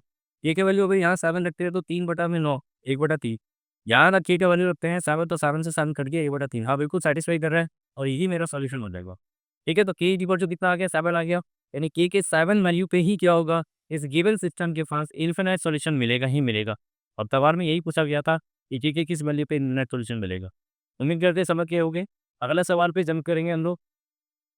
सवाल संख्या 13 हो गया और सवाल संख्या 14 पे देखो केस बेस्ड स्टडी प्रॉब्लम यहाँ से भी पूछा जाता है। आप पता है सर एप्लीकेशन बेस्ड चैप्टर है तो यहाँ से आना ही आना है। सवाल क्या है ध्यान से सुनोगे। Two schools P and Q decided to award prize to their student और 2 games of hockey ₹X per student and cricket ₹Y per student. मतलब ये बोल रहे कि वो स्कूल है पी और क्यू, तो उन्होंने डिसाइड करा कि भाई वो सारे बच्चे जो 2 गेम में पार्टिसिपेट कर रहे हैं हॉकी और क्रिकेट में, इंडिविजुअली हर एक गेम में अगर कोई बच्चा परफॉर्म करता है तो उसमें हर एक बच्चे को ₹X हॉकी में दिया जाता है एज अ रिवॉर्ड और ₹Y जो है वो पर स्टूडेंट को क्रिकेट में दिया जाता है एज अ रिवॉर्ड अवार्ड के रूप में। ठीक है, अब आगे बोलता है कि यहाँ पे स्कूल पी जो है वो डिसाइड करता है कि टोटल इतना अवार्ड दे रहा है दोनों गेम में, जो 5 और 4 स्टूडेंट के रिस्पेक्टिव। यानी कि सिंपल सी बात है कि रिस्पेक्टिव नहीं करने का मतलब हो गया कि 5 नंबर ऑफ स्टूडेंट हॉकी खेलता है और 4 नंबर ऑफ स्टूडेंट कितना खेलता है सर, क्रिकेट खेलता है। तो अगर हर बच्चे को ₹X दिया जाता है हॉकी वाले खेलने को, तो 5 नंबर ऑफ स्टूडेंट जो है वो अच्छा परफॉर्म करेगा, तो हर बच्चे को अगर ₹X एज अवार्ड दिया जा रहा है तो सिंपल सी बात है 5 नंबर ऑफ स्टूडेंट को कितना मिल जाएगा 5। और ऐसे ही बताओ हर एक क्रिकेट खेलने वाले बच्चे को कितना दिया जा रहा है भाई, ऐसे ऐसे 4 बच्चों को कितना दिया जाएगा 4 भाई। तो यहाँ क्या बताओ टोटल रिवॉर्ड कितना मिल जाएगा स्कूल पी के द्वारा, तो 5 प्लस 4 भाई। जबकि सवाल के हिसाब से यही टोटल अवार्ड कितना का रखा है 95। तो यहाँ से पहला इक्वेशन बन गया सर ये बार। दूसरा इक्वेशन इस तरीके से बन जाएगा वाइल स्कूल टू जो है, स्कूल टू जो है, ये स्कूल टू जो है वो इतना एज रिवॉर्ड देता है दोनों ही गेम के लिए 4 और 3 विद्यार्थियों के लिए हॉकी में। तो 4 विद्यार्थी को देता है हॉकी में, 3 विद्यार्थी को देता है सर यहाँ पे आप बोलोगे क्रिकेट में। तो हर एक विद्यार्थी को अगर वाई पी मिल रहा है क्रिकेट में तो डेफिनेटली 3 विद्यार्थी को 3 वाई मिलेगा और ये टोटल अवार्ड हो जाएगा स्कूल टू के द्वारा दिया गया। और जबकि सवाल में यही अवार्ड वैल्यू कितना देखा है 7370 है। तो यहाँ की क्लू से भी हमारे अब परली कुछ नहीं करना है, 2 इक्वेशन 2 वेरिएबल बन गया। हालाँकि यहाँ से सवाल क्या पूछा था उसको बनाए बिना ही हमने क्या करा इक्वेशन को प्लॉट कर दिया और मेरे को उम्मीद है ऐसे ही कुछ पूछा होगा। एक बार देख लेते हैं। हाँ, यही बोल रहा है कि रिप्रेजेंट करना है जियोमेट्रिकली कि अगर वाई में इक्वेशन क्या होगा गिवन कंडीशन को सैटिस्फाई करने वाला। तो पहला क्वेश्चन हो गया what is the price and amount for hockey. Prize amount पूछा है हॉकी के लिए और प्राइज अमाउंट पूछा है ना। दूसरा पूछा हुआ है कि prize amount on which game is more and by how much, है ना, कि कौन से गेम में प्राइज अमाउंट जो है वो ज़्यादा है और दूसरे वर्ग के कितना ज़्यादा है। यही एक्स और वाई निकल जाएगा ना, क्योंकि एक्स और वाई क्या था प्राइज अमाउंट था पर स्टूडेंट फॉर क्रिकेट और फॉर बस एलिमिनेट करना और यहाँ सॉल्व करना। तो देखो एलिमिनेट कैसे करेंगे सर, यहाँ पे वाई का क्वेश्चन 4 है और यहाँ पे कितना है 3 है, तो यहाँ पे करना होगा 3 से गुना और यहाँ पे 4 से गुना करना पड़ेगा और दोनों को कर देंगे माइनस। तो ये कैंसिल कर लेंगे, ये कितना हो गया 15 और यहाँ पे हो जाएगा 16। अब माइनस का हिस्सा हो गया, इस साइड अगर देखेंगे तो कितना आ जाएगा 7370 का, यहाँ लिख दे रहे minus x is equal to 7370, बंद कर दिए दैट 7370 माइनस के तहत, और माइनस का कितना हो जाएगा 9500 गुना भी 30। तो यहाँ से अगर आप लिखोगे तो कितना आ जाएगा minus x is equal to, sir ये 28 जीरो 12 और 4 एक हाथ में 28 और 1 29, माइनस का 95 3 मिनट में आ जाएगा 15 और 27 270 और ये 15 285 और 2 जी। तो बताओ मेरे को 28,500 माइनस कर देंगे 29,480 में, तो 500 और 480 980 900, यही आ गया ना 980, ये तो आ रहा है 5x में से 4x गया माइनस एक्स, ठीक है।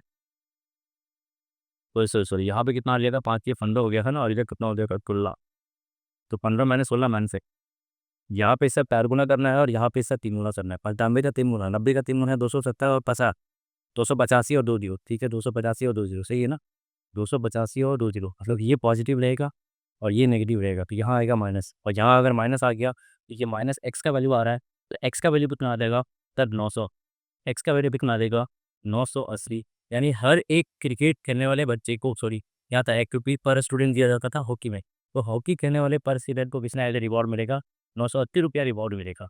एक निकल गया, अब एटरी भी डाल लो भाई, एक्स मिल गया तो वही डालना है, कोई बड़ी बात ये सब किसी भी क्वेश्चन में रखो, ये छोटा वाला इक्वेशन दिख रहा है इसी में रखो, तो अगर हम यहाँ पर रखते हैं एक्स का वैल्यू 980, 980 का 4 गुना कर लो, ये इसमें रखना आसान है क्योंकि 5 गुना करना आसान है, तो 98 का 5 गुना 100 का 5 मतलब 500 और 10 माइनस रखो, तो सर 490 और 0 बैठा लीजिए, तो याद देखो 4900 यहाँ रख देंगे, तो 4y is equal to 9500 minus का 4900, तो सर यहाँ पे कितना आ गया 100 और 4500 4600 4600 आ रहा है 4y, y is equal to कितना आ जाएगा 112 वाई दी 1150, यानी कि आप बोलोगे सर क्रिकेट खेलने वाले हर एक विद्यार्थी को कितना मिलेगा 1150 रुपये एज अवार्ड मिलेगा, ठीक है। तो आप बता मेरे को कौन से गेम में ज़्यादा अवार्ड मिल रहा है सर, क्रिकेट में या फिर हॉकी में, तो सर एक्स बड़ा है कि वाई बड़ा है, वाई बड़ा है, वाई बड़ा है, वाई के लिए दिनों से रखा क्रिकेट पे ही, तो इसका मतलब साफ है कि सर क्रिकेट खेलने वाले हर एक विद्यार्थी का अवार्ड जो है वो ज़्यादा लेता है, यानी क्रिकेट गेम जो होगा उसमें ज़्यादा अवार्ड है, जितना ज़्यादा है तो इन दोनों का डिफरेंस ले लेंगे, या फिर 20 और 150 यानी कि 170 रुपया जो है वो रिवॉर्ड अवार्ड ज़्यादा है क्रिकेट में एज कंपेरिजन टू हॉकी। अगला सवाल sir, what will be the total prize amount if there are 2 student each from 2 games, हर एक इंडिविजुअल गेम में 2-2 विद्यार्थी खिलाएंगे, तो टोटल रिवॉर्ड अवार्ड कितना होगा, तो यानी कि 2x plus 2y, 2x plus 2y, x plus y कर लो और उसका टू साइज कर दो, एक्स प्लस वाई कितना आ गया 1150 और 980, यानी कि पहले 185 से 20 माइनस करना है, फिर तो 30 और अखाई तो पीक का क्या करना होगा डबल, अखाई तो 30 का क्या करना होगा डबल करना होगा, इसका डबल कर लो, 2 गुना करेंगे तो ये हो जाएगा सर 0 6 2 और 4, तो 4260 4260 इस सवाल का बिल्कुल सही जवाब है, 4260 इस सवाल का बिल्कुल सही जवाब है, और आगे बढ़ेंगे क्योंकि सारा सवाल हमने कर लिया, अब लास्ट सवाल बचा हुआ है, फटाफट जिसको निपटाइए, लास्ट सवाल केयर बेस्ड स्टडी बेहद ही इंपॉर्टेंट, आपको करना ही है एक बार। देखिए सवाल पढ़ेंगे सबसे पहले करना क्या चाह रहा है, इसलिए a book store shopkeeper this book on rent for reading, ठीक है ये बुक स्टोर है, अब तो शॉपकीपर जो है वो बुक जो है वो रेंट पे देता है पढ़ने की, he has a variety of book in his store, sir fiction से रिलेटेड है, स्टोरीज है, क्विजेज है, इस टाइप की बुक जो है उसके बुक स्टोर में है। It takes a fixed charge for the first 2 day, यानी कि अगर 2 दिन के लिए लेते हैं या 2 ज़्यादा नंबर ऑफ डेज़ के लिए देते हैं, तो पहला 2 दिन के लिए आपको फिक्स्ड यानी कि कुछ निश्चित चार्ज, कुछ फिक्स्ड चार्ज आपको पे करना पड़ेगा, और उसके सब्स्टिट्यूएंट में उसके आगे जितने भी नंबर ऑफ डेज़ के लिए बुक को आप रखोगे, तो एडिशनल चार्ज देना पड़ेगा पर डे के हिसाब पे, और पर डे एडिशनल चार्ज कुछ ना कुछ होगा, उसको देना पड़ेगा, ठीक है। तो अल्टीमेटली यहाँ पे बोल रहा है सर कि अमृता करके एक बच्ची है, जो 22 रुपये पे करती है एक बुक के लिए और उसको 6 दिन के लिए रखती है। वही राधिका जो है वो 16 रुपये पे करती है उस बुक के लिए और उसको 7 दिन के लिए रखती है। अब आप खोल करके बताओ अमृता जो है अगर वो 22 रुपया पे करती है, किसी किताब को अगर रेंट पे लेती है और 6 दिन के लिए रखी है सो, आप सोच के बताओ अगर फिक्स चार्ज को एक्स रुपीज़ माना गया है और बोला गया एडिशनल चार्ज यानी कि उसके बाद सब्सिक्वेंट अगर आप हर एक पर्टिकुलर डे पे जो 2 दिन के बाद एडिशनल चार्ज ऐड करोगे वो हमारा वाई रुपी पर डे है। तो सर 6 दिन के लिए अगर कोई बच्ची किताब लेके जा रही है रेंट पे, तो बताओ मेरे को एक्स चार्ज तो देना ही पड़ेगा फिक्स्ड वाला। तो ये पहला 2 दिन का चार्ज तो इंक्लूड हो ही गया ना। अब उसके बाद यानी पहले 2 दिन के बाद एक्स्ट्रा जितना भी एडिशनल डेज़ के लिए आप बुक को रखोगे, उसके लिए पर डे ₹22 पे करना पड़ता है। तो सर 2 दिन तो इसी में आ गया, फिर बचा कितना? 4 दिन, क्योंकि 6 दिन के लिए टोटल ले गई है और हर एक दिन अगर आप देखोगे तो ₹22 पे करती है, तो बचेगा 4 दिन में एज़ अ एडिशनल चार्ज के साथ पे करेंगी 4y, यानी x प्लस 4y का ही वैल्यू कितना दे रखा है, तो आप बोलोगे सर 20, पहला इक्वेशन। सिमिलर वे में इसका इक्वेशन बना लो, कितना हो जाएगा? x plus 2y will be equal to 16। 2 equation 2 variable बन गया सर, हाँ। 2 इक्वेशन 2 वेरिएबल बन गया, फटाफट से सवाल को जवाब देंगे। This equation of the amount paid by the Radhika. Radhika के द्वारा जो पेड हुआ था उसका situation x plus 2y is equal to 60। x plus 2y is equal to 16। Option number D. Option number D, situation paid amount paid by the Anuta. Sir x plus 4y is equal to 24। x plus 4y is equal to 22। Option number C. What are the fixed charges for a book? वही बात है, fixed charge पूछा हुआ है, ये पूछा हुआ है। जो भी एक ही मैंने माना था फिक्स था। तो x निकालना है, तो आप क्या करो सर कि y को एलिमिनेट कर दो। y को एलिमिनेट करेंगे, यहाँ से 4 है, यहाँ 2 है, गड़बड़ है। यहाँ पे 2 से गुना कर दो, 4 बना लो। 4 बनाएँगे तो डेफिनिटली क्या हो जाएगा सर, यहाँ पे 4 4 कट जाएगा और ये एक साथ देगा डिफरेंस देने के बाद। ये कितना हो गया? 32 माइनस 22 कितना हो गया? 10। यानी फिक्स चार्ज कितना देगा? ₹10। फिक्स चार्ज कितना देगा? ₹10। अगले सवाल पे चलेंगे, यहीं से हालाँकि खाने का सारा बात बनना है, समझ रहे हो? तो ध्यान रखना, फिक्स चार्ज कितना आ गया? x आ गया। और अगर हम बात करेंगे सर, तो यहाँ पे x का वैल्यू 10 रख दो, तो 10 रखेंगे तो 6, यानी कि y इज़ इक्वल टू 3। यानी एडिशनली हर एक दिन के लिए आपको 3 रुपया एक्स्ट्रा चार्ज पे करना पड़ेगा। तो 10 और 3 है, आगे भी कुछ सवाल है, उसको भी देख लेते हैं। तो आगे जो सवाल है इसी पे भेज दें। 10 और 3 ध्यान रखना। What are the additional charge? Additional charge कितना था? ₹3। देखो रिजल्ट। एडिशनल चार्ज कितना था? आप बोलोगे सर ₹3। तो यहाँ पे आपसे पूछा है कि एडिशनल चार्ज कितना होगा, तो आप बोलोगे सर अभी जस्ट आपने कैलकुलेट करा ₹3। और लास्टली क्वेश्चन है, what is the total amount paid by both if both of them have kept book for 2 more days? बोलता है कि दोनों मिल कर के अगर 2 और एक्स्ट्रा दिन के लिए किताब रखते हैं तो टोटल कितना पे करना पड़ेगा? अमृता को कितना पे करना पड़ रहा था? x plus 4y। अब 2 और दिन के लिए लेगी बुक को अगर, तो भाई 2 दिन और एडिशनल चार्ज ऐड करना पड़ेगा, दैट इज़ 2y। पहले सर आप बोलेंगे यहाँ पे राधिका को कितना पे करना पड़ रहा था? x plus 2y coordinate period. अब बोलती है 2 दिन और एक्स्ट्रा रखेगी तो 2y और देना पड़ेगा। यानी अगर ओवरऑल सम करेंगे तो x प्लस 1 कितना आ गया? 2x, और यहाँ से 6x, और यहाँ से भी कितना आ गया? 4y। 6x और 4y कितना हो जाएगा? 10। तो आपके ओरिजिनल में भी ये पूछा हुआ है। तो x का वैल्यू कितना रखा? 10, तब का 2 गुना कितना हो गया? आप बोलोगे 20। y 3 था, 3 का 10 गुना 30, b तो 30 कितना होता है? 50। यानी ओवरऑल दोनों मिला करके 2 दिन और एक्स्ट्रा अगर रखती हैं, तो मिला करके दोनों को कितना पेमेंट करना पड़ेगा? आप बोलोगे सर 50।